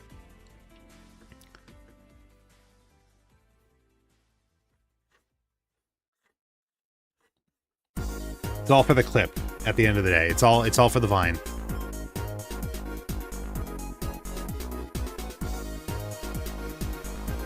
Is she a turnip?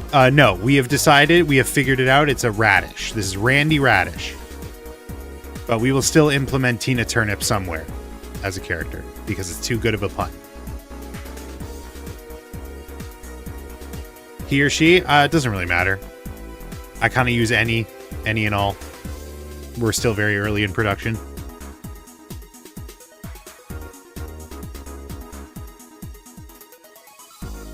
Non-binary, maybe. I mean, it's a radish.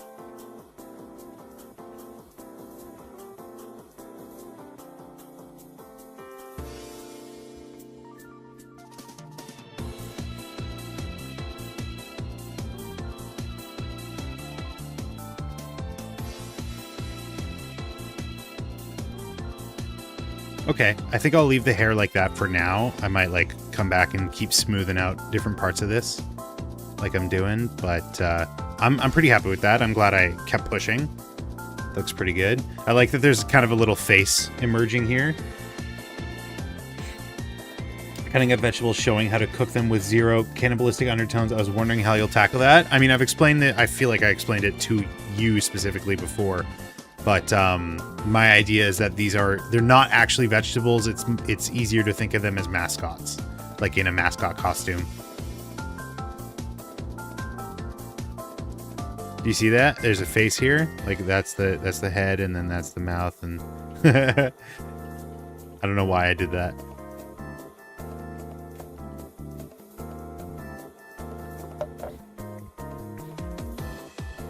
This part could use some loving. Although, I'm noticing. I see they're not really vegetables. That's just an idea that I had. I don't know.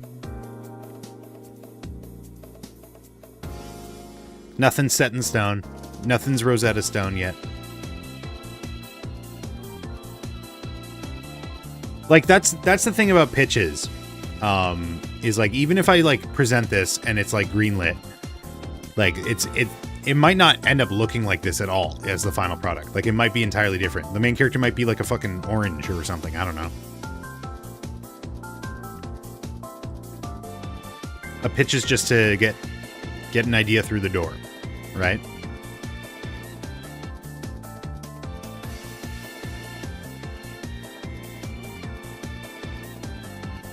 Okay.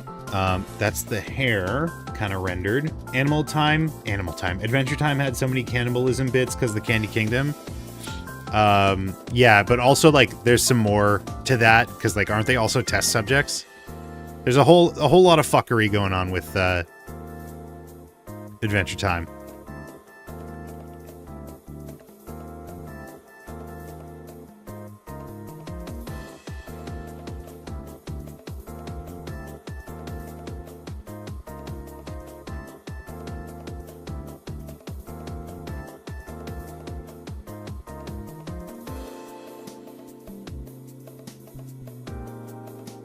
Ton of lore, but that's for the older audience than I think this vegetable show. Well, I also like, I want this to be a show that can be enjoyed by adults as well, right? I don't want it to like resort to stupid like fart humor or whatever. I want it to have a bit of a wit to it. I want it to be enjoyable. I want it to have some lore. I wouldn't mind it having some, like, you know, back in the day when Matt Pat was still around, I wouldn't mind having some stuff that he could like sink his teeth into. You know what I mean?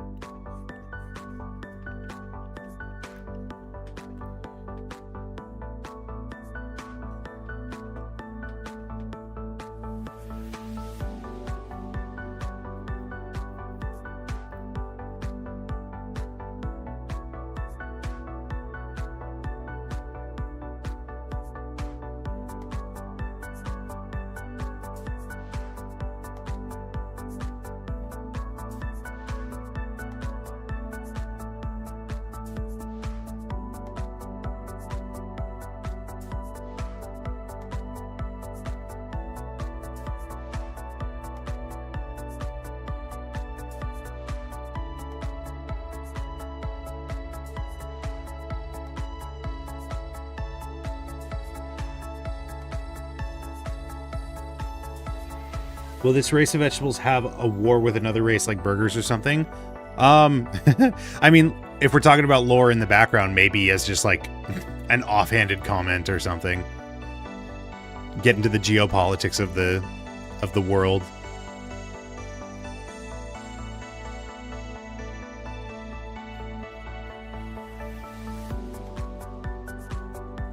Almost lost my streak. Hey, what's up, Majwit? Welcome, welcome. Welcome to the madness. Welcome to the party, pal.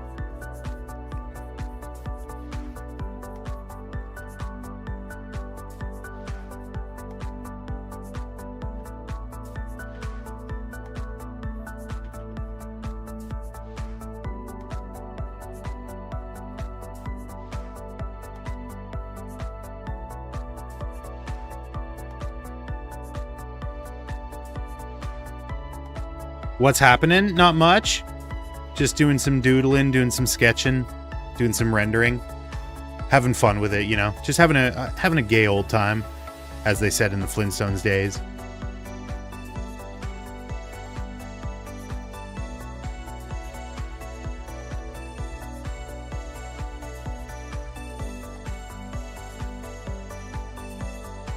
Drawing a radish, I think. That is correct.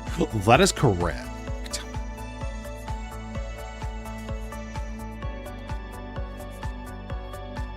Majwit, I gotta ask, what are your thoughts on the MacBook Neo?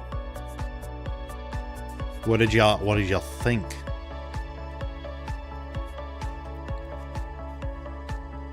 I'm intrigued. You decided it's a radish? Yes, we found out it is a radish.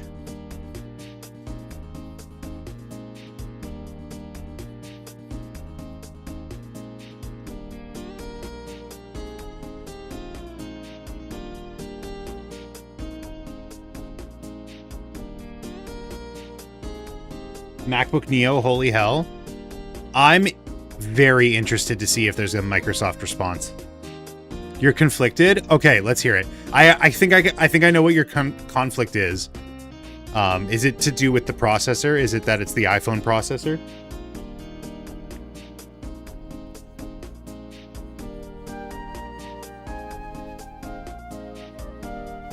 No, that's fine. Okay, I was gonna say, because like for that demographic, the person that would buy a $600 laptop, MacBook Airs have the best hardware and software.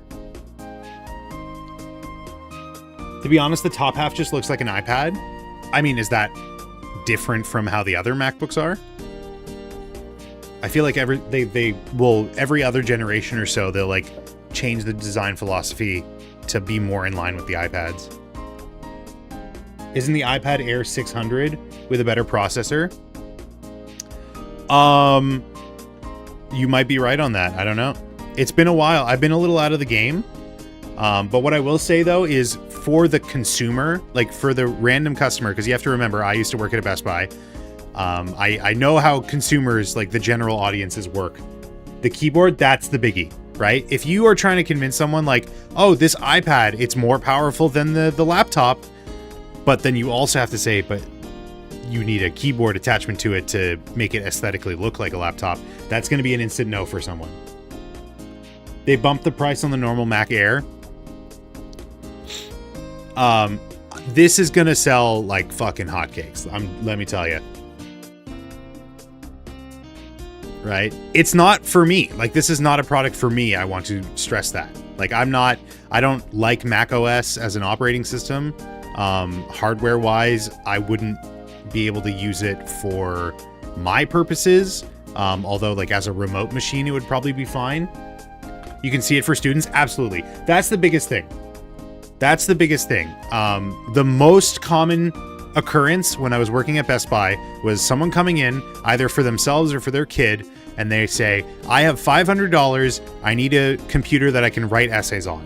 I guarantee you at least 75% of the people that are coming in will go for the MacBook. If that isn't a viable option at that price point, that is what they're going to go for. Straight up. Because it's always followed up. They'll all come in and they'll say, I have $500 for a laptop, so it can't be a MacBook, right? They'll set that own precedent for themselves because of the price point, right? So if the MacBook is within that price point, they kind of have their own, they've made up their mind when they're walking in, right? It was one of the most common things that I dealt with in the computer department. Was someone coming in and saying, I have $500, I would like a MacBook, but that's not the price point, so let's get something else. Battery life on that thing will be godly? Yeah, I don't doubt that. So this is in my, like I was texting my brother, and my brother's a pretty big, like Mac OS stan, right? Like he preaches the gospel any chance he gets. And I was like, this is definitely going to be the budget Windows machine killer. And he's like, oh, what are you talking about? The MacBook Air is the budget Windows machine killer. And it's like, no, it's not. But this will be. This will probably be the nail in the coffin. And I know there was like a lot of rumors about like Windows 12. Metal frame or plastic? From what I saw, it's aluminum. It's an aluminum frame from what I saw. MacBook Air is the budget Windows killer, to be honest. No, it's not. How much is a MacBook Air?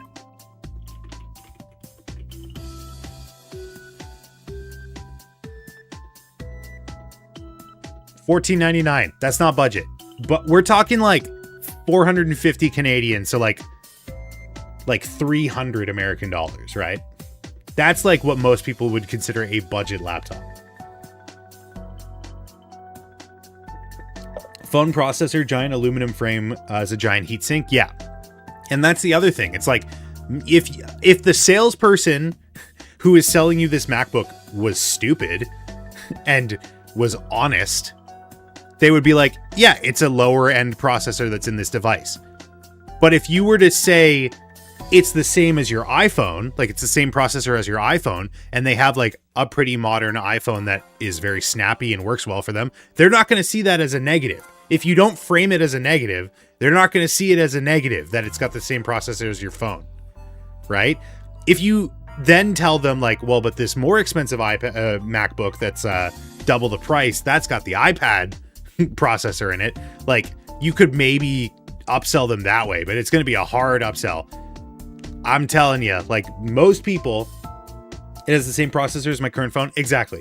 If you tell most people that it's going to run as well as your iPhone, or it's going to run on the same hardware as your iPhone, they're going to be sold like immediately right out of the gate. Because the truth is, like, most people don't need processing power, like especially with the optimization of Mac OS. I don't know how it's going to run on this, because like we've been seeing it on their ARM, like the Apple Silicon, but we don't know what it runs like on the iPhone hardware. So it remains to be seen. My hope, and this is actually like a serious concern of mine for the MacBook, is if it runs the same Mac OS, or if it's a stripped down OS X. Because if it's stripped down, that is going to be a turnoff for some people, even normies.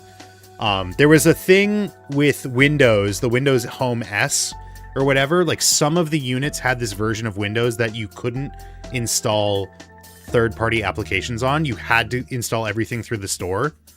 And I had a lot of people return those kinds of laptops just because, like, even if I explained it to them, they found out like a piece of software that they needed for work or whatever wasn't going to install on it. So if they do that with this, then that's kind of game over. Which I can potentially see them doing that. First of all, because it's Apple. Second of all, iPhone hardware, potentially, like you might like have to lock it to the App Store. But if they were smart, they wouldn't do that. They would make it the same operating system. It runs the same one for sure. I wouldn't be 100% sure about that. I'm just saying, like, I wouldn't put it past them. It's going to be a Chromebook competitor?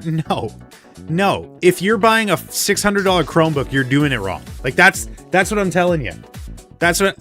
To most people, you have to think about the general consumer. To most people, a Chromebook is $200 max, like maximum. They are like we got like Lenovo and like from Google themselves, we got like really, really high-end MacBooks or Chromebooks. Do you know how many of those I sold? Do you know how many Chromebooks I sold that were over like $600? Probably like an amount I could count on my hands.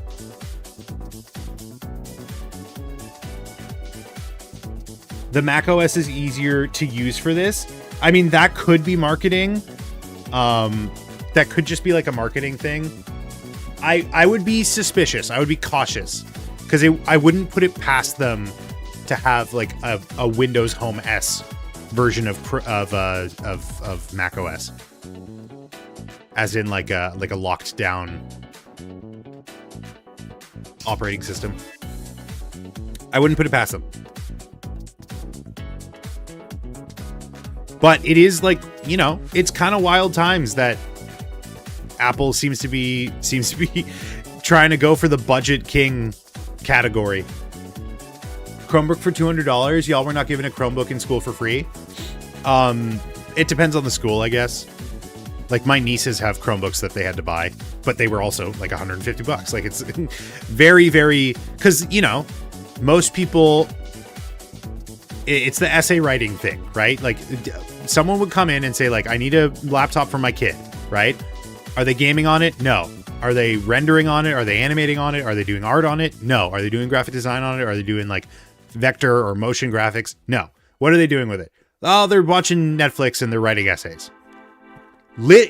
Anything you pick an aisle and you can find anything on there that would work for you, right? And that's where the Chromebook fucking thrives, right? Because they're cheap, they're reliable, they do what you need them to do, they sync with all your fucking documents and whatever, right? So if you can upsell, like that's the big thing about tech, is the upsell. It's what can you convince someone that they actually really need.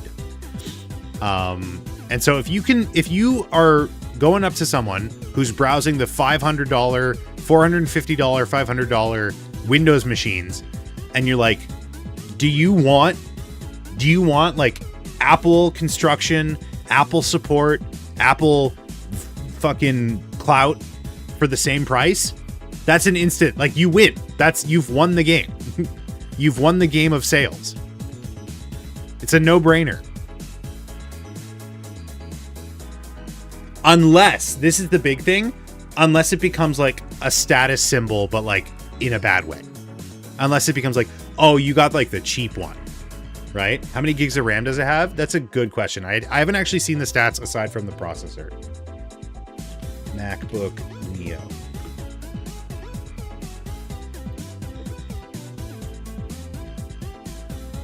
Yeah, like they come in fun colors, which could be a downside if you think about it from the elitist perspective of like, oh, you got the cheap one, right?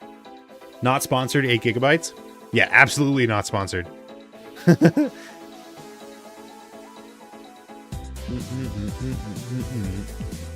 Tech specs. Let's see it. $799. It's probably Canadian. Yeah, Canadian. A18 processor, 8 gigabytes on both SKUs, 256 gig and 512 gig SSDs. What resolution display is this? Is this technically like a 1440p? Pretty thick bezels, but like, you know, I don't care. I'd eat my shoe before paying money for a 8 gig laptop. Well, the thing is, you might be coming from a Windows laptop experience, and Windows sucks. Windows, frankly, is a bad operating system. Not well optimized at all. Man, I was watching... I saw a TikTok on my feed about like how they decompiled the PS3 version of Minecraft. You've got a MacBook Air. RAM is one of those things where it's like it doesn't do nearly as much as people think it does. Like, yeah, RAM is important, but like it's not as much of a bottleneck as like people think it is. Dedicated WAM. Like, how much RAM does Catalina? I will say we have a MacBook Pro at work that I use for like it's kind of assigned to me. Near every application eats RAM like candy. That is true. I do not disagree with that. What's the new? It's Catalina, right? Mac OS Catalina RAM usage. Oh, Catalina is not the newest. Tahoe, my bad. Tahoe, I'm going to be honest. I have a MacBook Pro, but it's an Intel MacBook Pro. Kind of runs like shit. And it eats through the battery like no one's business. I had to charge that thing maybe like once every like 2 weeks or so. And now it's like every 3 days it's dead.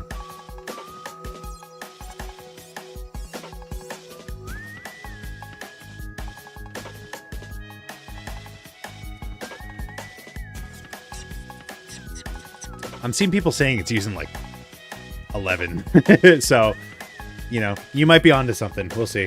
Intel, I know, and it's crazy because everyone else has an Apple Silicon MacBook. When I get stuck with it's fine, whatever. I don't particularly like Mac OS anyways. Like if it were up to me, like I always this is a part of my daydreaming, but it's if I like get my animation division, my animation wing of the company, I'm like, can you like buy hardware for me so I can build a machine? But like now, what am I putting on it? Probably Linux, if I'm being honest. I don't know. What am I putting on it? What's this shit about Windows 12 I've been seeing? This is kind of a laptop folks buy for boomer parents. Well, and also a laptop that boomer parents buy for their kids. Didn't you give up on Linux? I did on my stream computer. I still run Linux on my laptop and my gaming PC at home. And bro, it's getting more and more compelling every day. God fucking damn. Like Microsoft, this is a case study. Because no other... this is a case study in advertising because nothing has made more Linux users than Microsoft. Nothing makes more Linux users than Windows. I swear to God.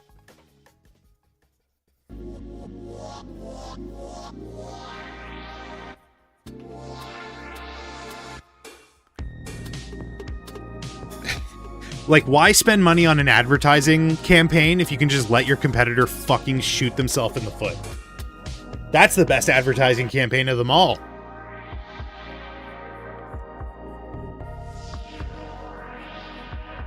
Just publicly executing themselves. It's baffling.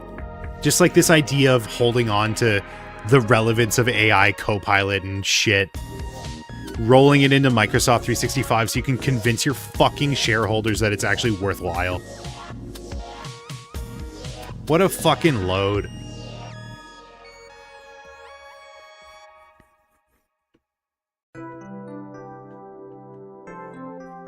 Everything's just getting worse. Dude, this is so petty and like stupid, but like I was visiting my dad the other day and I wanted to show him, like I wanted to watch Vinland Saga with him because I'm watching Vinland Saga and I feel like he would like it. And I go to cast Netflix from my phone to his Chromecast and the cast button just isn't there, right? And it's because of Netflix's stupid fucking password crackdown, whatever. I can't access Netflix half of the time because for some reason my home isn't registered as our home network for the service. So like none of us can actually use it. We have to like constantly do the I'm traveling email thing in order to get into our own Netflix on our own home. Like it's ridiculous. And there's like no fix for it apparently.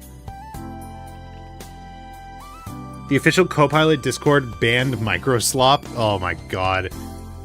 Dude, Microsoft has 3 more years, tops. It's insane. It's insane. This fucking giant of the industry. What was the market share of Wasn't it like literally 98% or some shit at one point?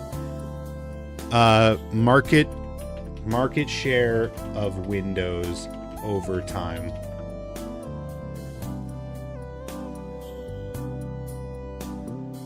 Oh my God. Wait.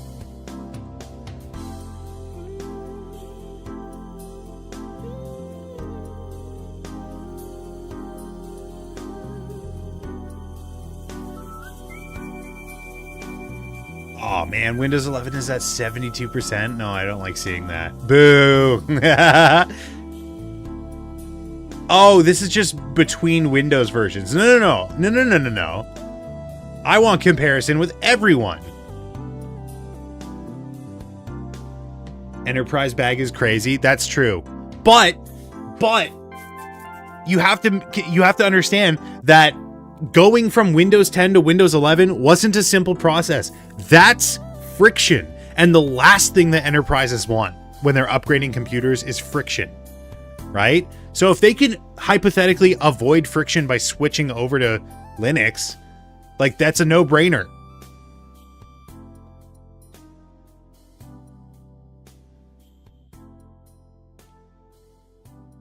Why isn't this... Wait, what? I want to compare... This website is stupid. This is just comparing the different versions of Windows to each other. I want to compare it to the Mac OS. What is this? How do I... View all regions, view all stats. OS market share. There we go. Okay. Wait, Android is down? Really?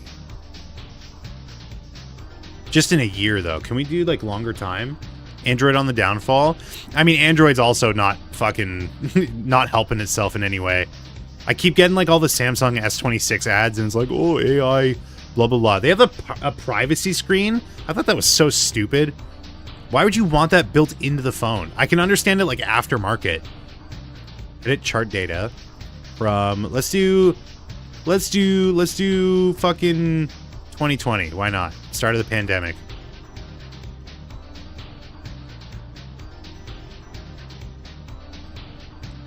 Wait, why would Android... No, I don't want Android on this list because it's not part of the equation of operating systems.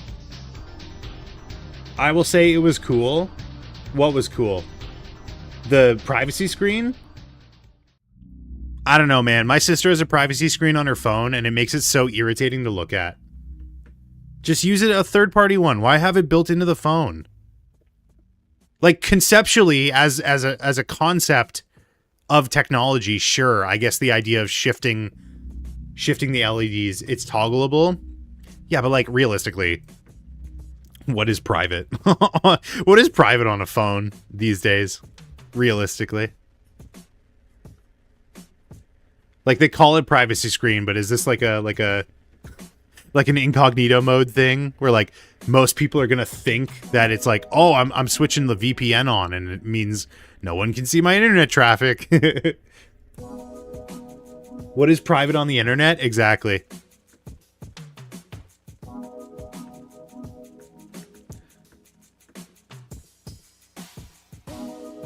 What is a man? A miserable pile of secrets. I didn't know that was possible. Toggleable is cool. It's just, I don't understand what it is. Like, when you toggle it, so it's like a second, is it a secondary layer?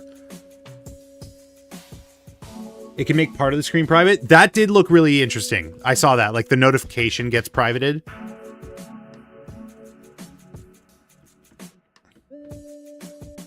I made this too muddy.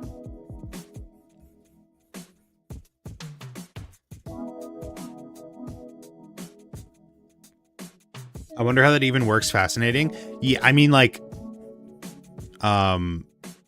it's not like that hard to think of conceptually. No, I've lied. It is. What the fuck? Because I was thinking like LCDs. You can like twist them in a way, and it's like off axis, but it's not. It's probably OLED. I think no gay light. What does that mean? It's like polarizing to only let straight light. Oh, interesting.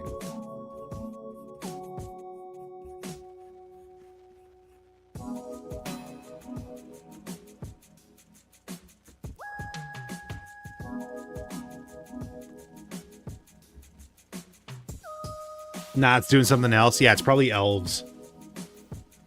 It's probably elves. It's probably 3D glasses. She probably, you know what? The lady in the ad, she probably had contacts in. Oh my god. That's the solution. You know the video, the LTT video of making any monitor like a privacy monitor with glasses?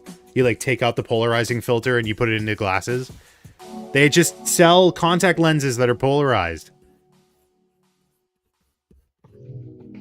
Fuck, it's genius. Why didn't I think of that? Google is saying it's magic pixel technology. It's obviously magic. Yeah, it's elves. I just said that. Did I not? I feel like I said elves. Okay.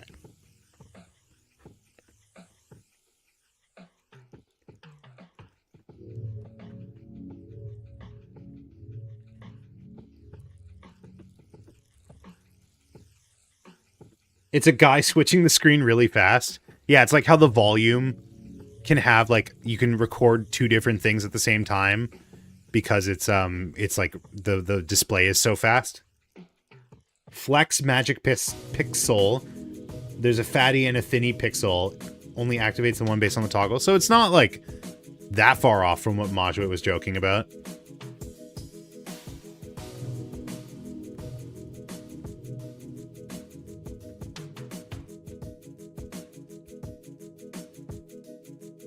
Why is my phone capitalizing a certain word like a guy? Dude, autocorrect if I could go on another little rant here. Autocorrect is so fucking bad these days.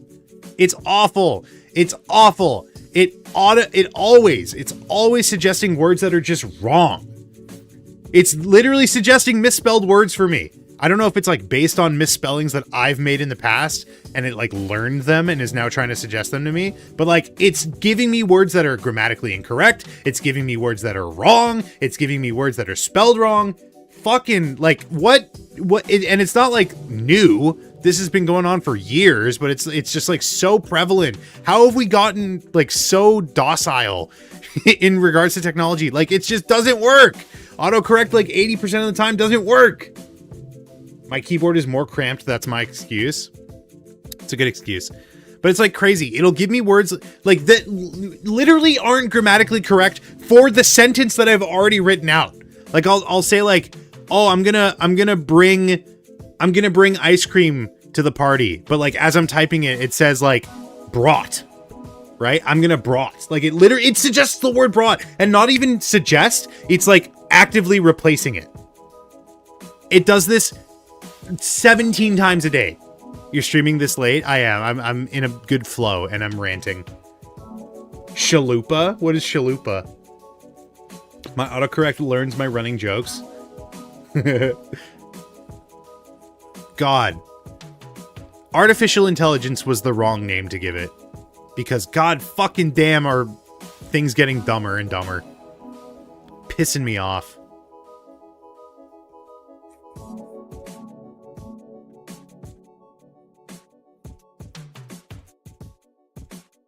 Did you know you can microwave things in a cardboard dish? I mean, it makes sense. Do you know how microwaves work? It heats up water. So as long as you're not putting metal in it or a glass of water. I mean, you could put a glass of water. It'll just heat up the water. No, I'm asking if you know. You can. Yeah. Cardboard? Yeah, that's fine. Waves? Yes. It's funny. I asked one of my nieces, I was like, do you know how microwaves work? And she's like, yeah, it's like radio waves, right? I want to microwave my Chipotle. It's a little cold. Well, make sure you take the wrapper off first. You can't microwave the wrapper if it's got metal on it. Don't want your house to explode. Not yet, at least. That'll be for the insurance fraud later. Well, duh. I knew that much. That's good. I'm just making sure you're safe. Not yet. Have you ever gotten a gifted sub to a streamer you don't watch? Yeah, I guess.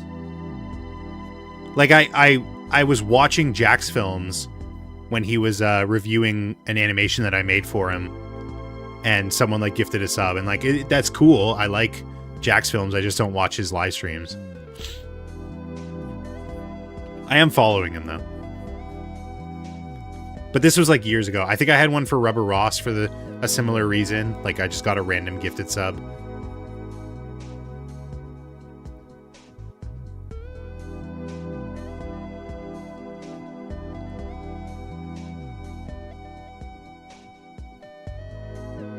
I think the microwaves use radiation to heat up, but not sure if I'm correct. To my knowledge, that is correct.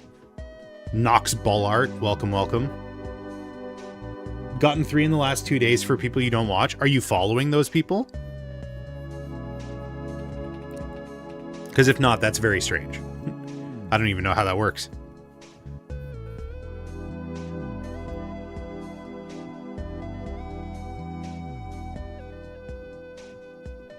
It vibrates water, which makes the water hot. Yeah, but how does it vibrate it? Probably with radiation, right? I mean, aren't all waves technically a form of radiation?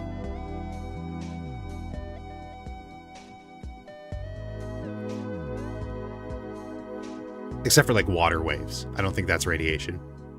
Everything is a wave. Electromagnetic radiation. Electric skillet. You have a wavelength. Yes, that's how your phone works. Your phone works by you interrupting an electromagnetic field. There's 2 different kinds of touchscreens. There's the kind that your phone uses and the kind that a Nintendo DS used. Inside of you, there are 2 wolves. One is an iPhone. One is a DS. They're both gay.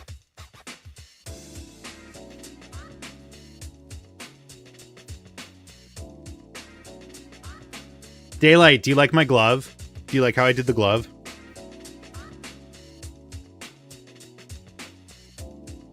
Twitch should let you opt out. I would hope gifted subs actually go to people who are watching them. I think it's supposed to go to whoever's like in the chat. Like, I think if you're actively chatting, you're supposed to get it. But clearly I'm wrong.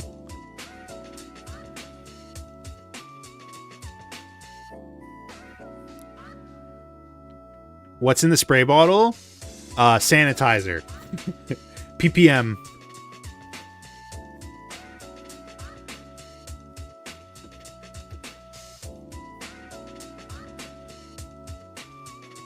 It sends to anyone who opened the stream in the past X amount of time. Interesting.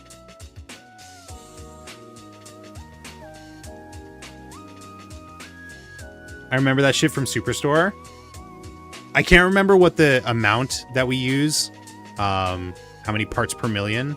So I just put 4 hundo. The pink Sandy spray. Just had horrific deja vu. Is my life a simulation? Have I ever told you guys my rationale for why we're not in a simulation? Although, with the news that they made, they grew brain cells and made it play Doom. My theory is kind of in shambles. Please do.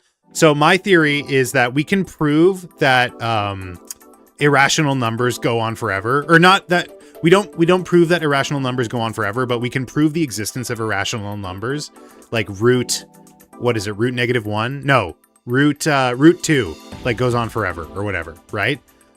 You can't rationalize it. And so just like the existence of numbers that go on forever means that it can't be a simulation because no computer could store a value that big, right? Unless we're talking about like a kind of simulation that is fundamentally different from how we understand them, we cannot be existing in a simulation, right? Because like pi, we know that pi goes on forever. It's not about getting to the end of pi. It's about how many digits of pi we can calculate. The existence of pi alone, like just one irrational number disproves it, let alone the infinite amount of them that possibly could exist. Your mom goes on forever? Fucking got him. What do you have to say to my theory, Majwit? The simulation could very well do that. How do you know that the numbers go on forever? Isn't pi transcendental? I don't even know the meaning of the word. Except for the Tom Cardy song, Transcendental Cha-Cha-Cha.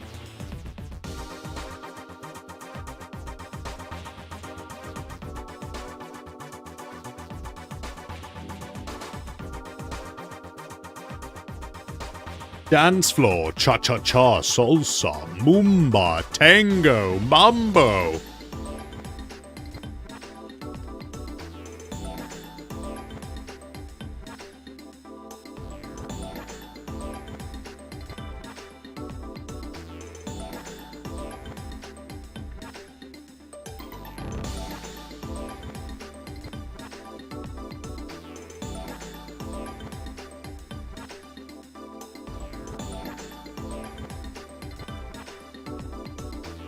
It's like a number that cannot be solved with an equation. It has to use an infinite series or something like that.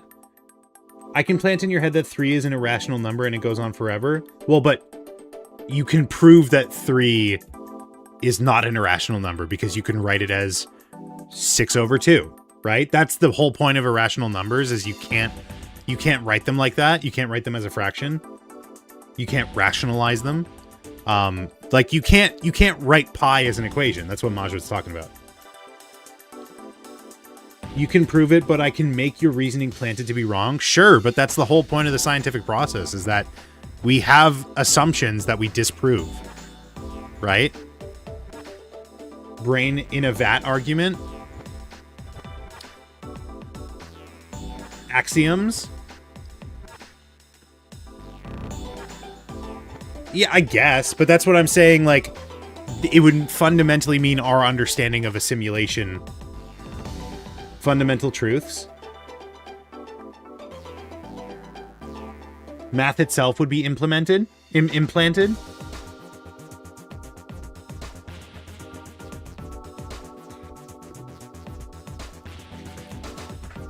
Ugh. Math itself being implanted. That is a wrinkle that I did not consider. I'll give you that.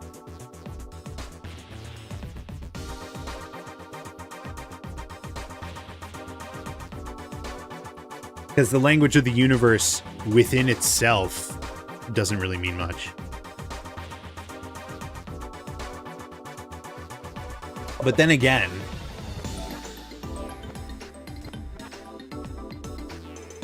what lip gloss does the radish use? Something very shiny. What if the simulation just makes it up, and the further we check, the more decimals it makes up? Like a fucking, like quantum mechanics. Like it's not real until we observe it or whatever. We collapse the state. Potentially. But then that goes back to like, if the rule is that like math is true and like an intrinsic law of the universe, then like we can still prove that these are irrational and like go on forever. Can we not? Even if we're not observing the specific digits.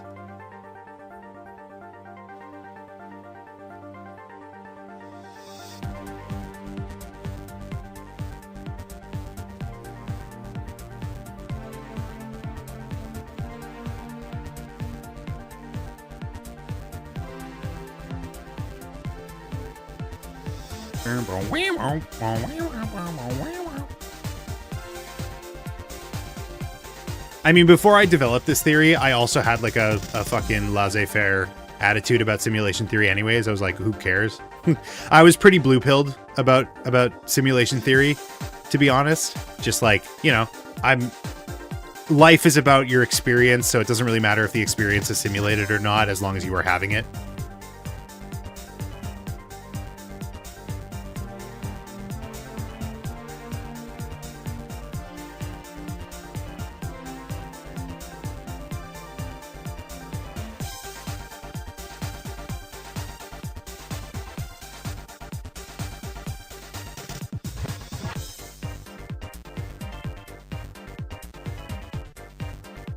For example, Pac-Man would say he's not in a simulation since he can keep moving forward.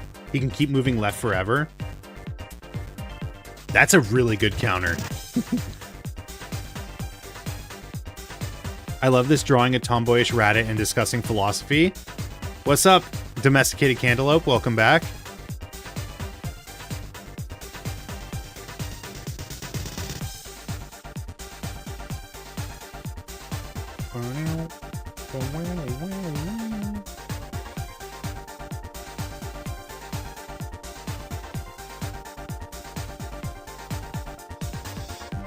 Oh, T for T is weighing in on the MacBook discourse. What are we saying?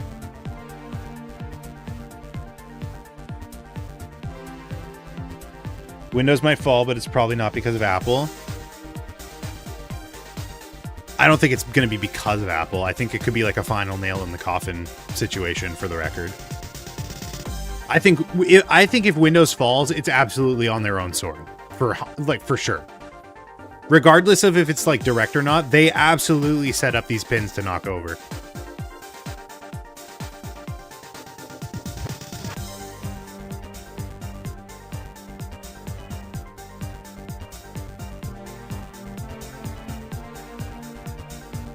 And like, obviously I'm not a fucking, you know, dynamo. I'm not a business whiz.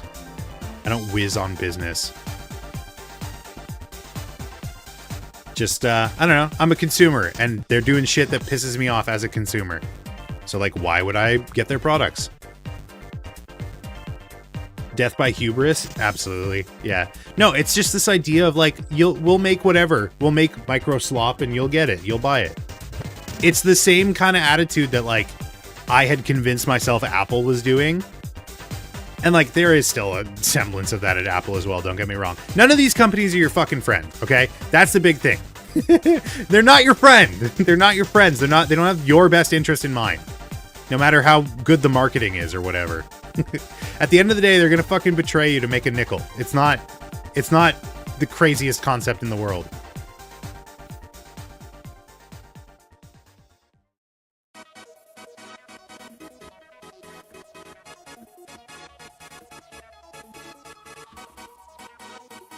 Tim Cook is my friend, bro. He's Tim Apple. Excuse you. He clearly didn't give you his real name to use, like he did for me, his best friend. I hate Microsoft and Apple, but MacBooks are mogging Windows laptops in the mid-tier price range. Okay, listen. A $1,200 laptop is not mid-tier. I'm sorry, it's not. That's a low higher end option. Like that's low high end. Straight up. It's mid-tier for Apple. Like it's a lower end for Apple. Absolutely. But $1,200 is not a mid-tier laptop. No, it's not mid-tier. A mid-tier laptop. A mid-tier laptop is like $600 or $700, $600, $700. If you're spending $600 or $700 on a laptop, that is you splurging. The low end of medium high. I'm telling you, man.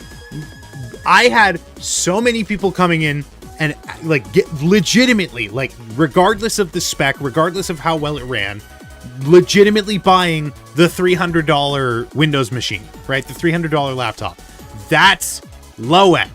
So if 300 is the low end, 1200 is not the mid end. Budget laptops mean different things to different people. I think there is a baseline that you can establish. I think there is like a bare minimum. You know what I mean? I would never buy the slop that you'd call budget, but that's not like that. That is just objectively the low end. You know what I mean? Like it's not, you can say you'll never buy it. That doesn't change its demographic or its budget requirement. You know what I mean? Like that's just what it is. How many dollars is a budget laptop? I would say, and you have to keep in mind, I'm Canadian. I have Canadian brain. The $200 to $300, like maybe $450 is budget. Right? Anything north of 450, north of 500 to 1,000, that's like mid. Even 1,000 is, I'd say, kind of pushing it. As soon as you get into 4-digit, people are going to be like, I'm bougie, but I'm not going that far, right? One day they're going to buy that exact laptop. I mean, there is utility for that, like an eMMC, like 32 gigs of onboard storage. There is utility for that, right? That could be your media PC that like you're using to stream off of your Plex server or whatever. Like that, there is usage for that kind of thing. You can't even get dirt on the shoe laptop for that much where I'm at. So that's my reference. Where are you at in the world? Let me turn down the music. It's a little loud. Arabia? But like, how are you doing the conversion? Because like I said, I'm doing Canadian dollars. So like, if you were to do that in American, like $300 Canadian is probably closer to like $250 or $220 American, right? So it's even like a smaller amount than what you might be thinking.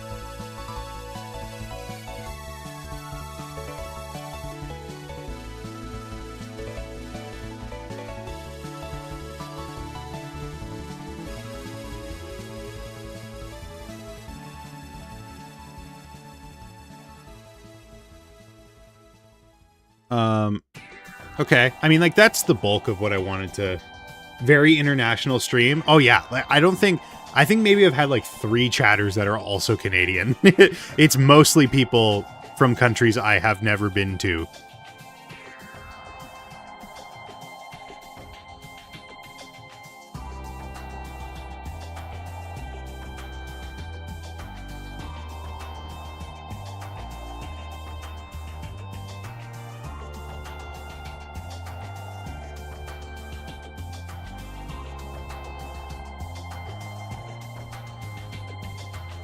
It's not dark enough.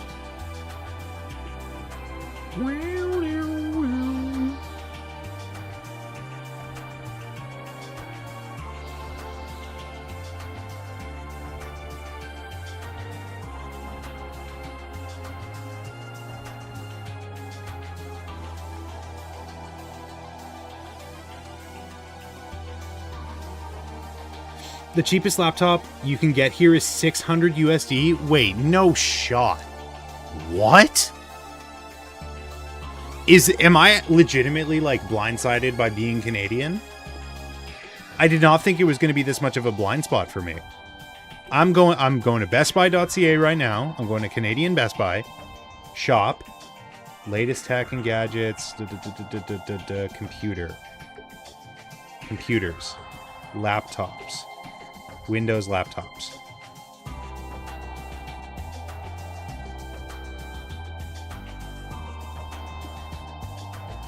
Here you go. This doesn't have my address on it, does it?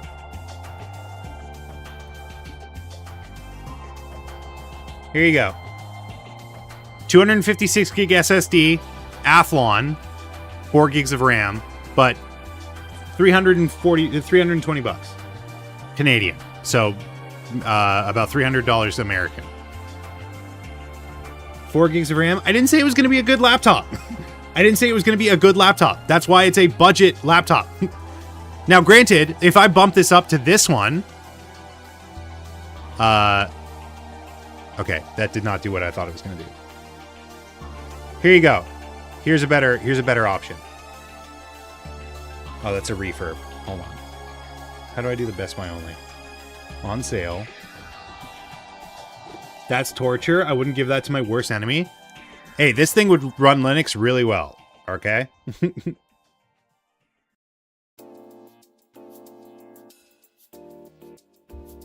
It would run some form of Linux. Here you go. This might be a little bit more in line with you.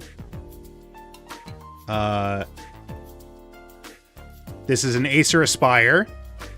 Okay, Acer Aspire 450, so about $400 American, 8 gigs of RAM, 512 gig SSD. Is this a Celeron? What is N150?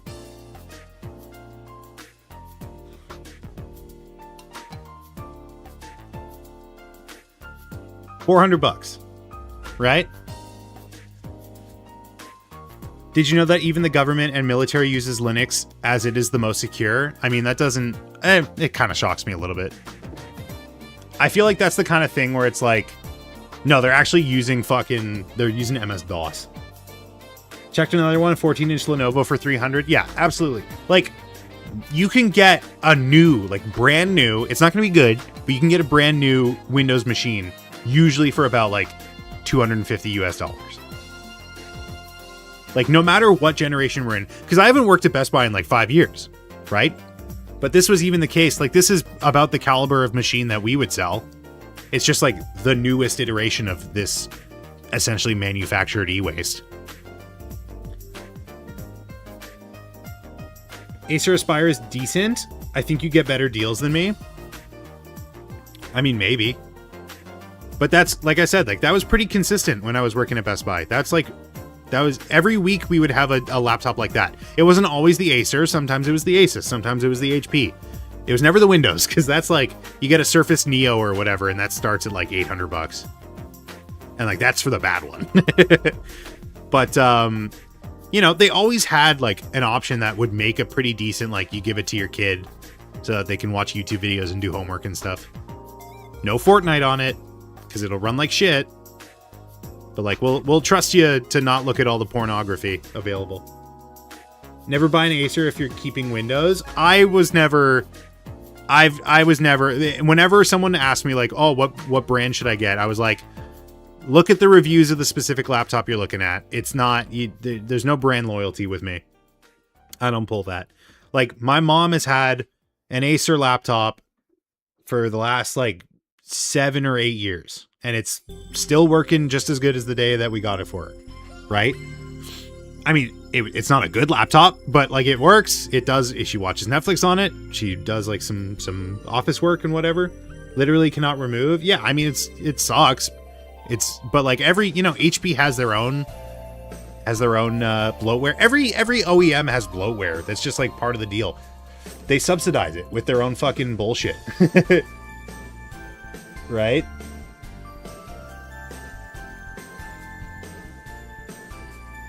I would only go Lenovo these days. Didn't the new ThinkPad get like a perfect 10 out of 10 on repairability? I feel like I just saw iFixit. I fixed it. I fixed it, I think gave it a 10 out of 10 repairability. Which is crazy, because like I don't think the framework even got like a 10 out of 10. And the framework is supposed to be literally about repairability.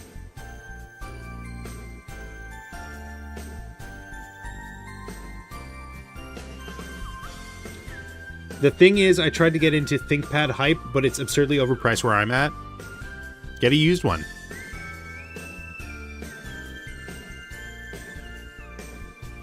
Refurb. Phineas and Refurb. Sorry, just cracking myself up a little bit.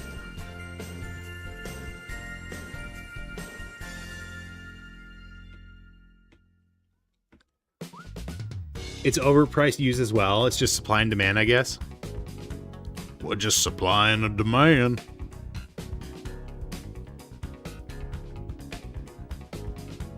Okay, I think that achieves what I was trying to go for. Personally, a Linux Fedora fan, but I've been told it's technically still experimental. I have Fedora on my laptop and Arch on my gaming desktop. Which actually, you know what? I was very surprised to find out it ran Elden Ring really well. Which is nice. Because it's not like the most powerful hardware, and it's also running SteamOS. But it ran Elden Ring perfectly fine. Like, I turned down the settings, but I probably didn't have to. Arch? It is Arch. Did I say, what did I say? Arc? Arc Linux?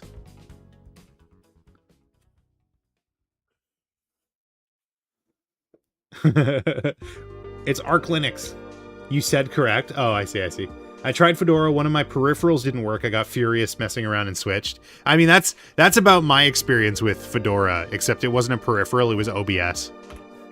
I was just excited. I wanna start fucking around with the Arch side of things.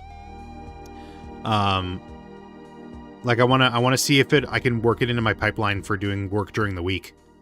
Because I don't have a Windows machine at home. So if I wanted to like take work home, like if I wanted to bring this working file, this Krita file, and work on it at home, I would have to do it through the Arch side of.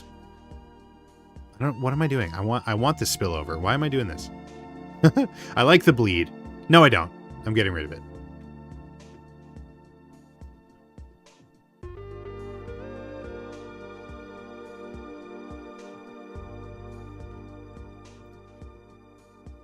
Is your PC usually turned on? No, I turn it off. It has a weird thing with the sleep. It has a weird thing with the sleep function. I'll put it to sleep and then it just like doesn't wake up. I have to hard restart it anyways. I don't know if that's just like the weird like hardware configuration for it. What's going on in the server? There's a siren. It's been going for the last like 2 minutes. I don't know what's going on.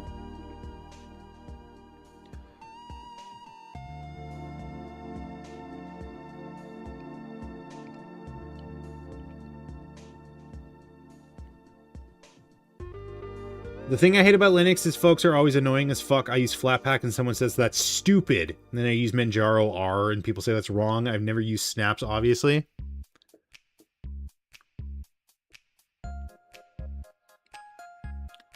Are you ready, kids? I ran into problems with Flatpak, like software that I installed with Flatpak. But yeah, I can definitely understand, like, not elitism, but just like, you know, patronizing in the Linux community. But I mean, to be fair, they kind of earned it. If you've been rocking Linux for all this time, you were right. You were just right, straight up. I feel that. It's like if it's wrong to do, it shouldn't be possible to do in the operating system. It's not that it's wrong, it's just that it could be done better. I'm putting myself in the mind of a hardcore Linux forum user.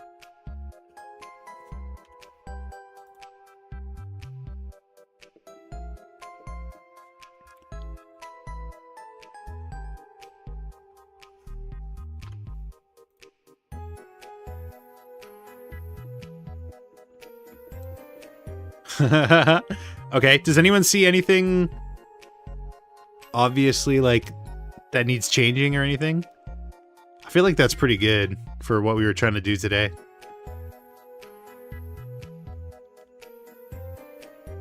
I went on way longer than I intended to, for the record. I was going to stop streaming like an hour ago. Has it shitted? Has what shitted?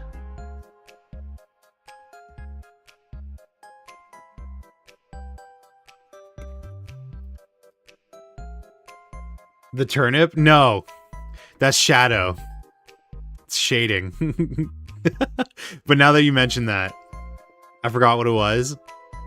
Now that you say that, I'm self-conscious and I want to burn it all to the ground.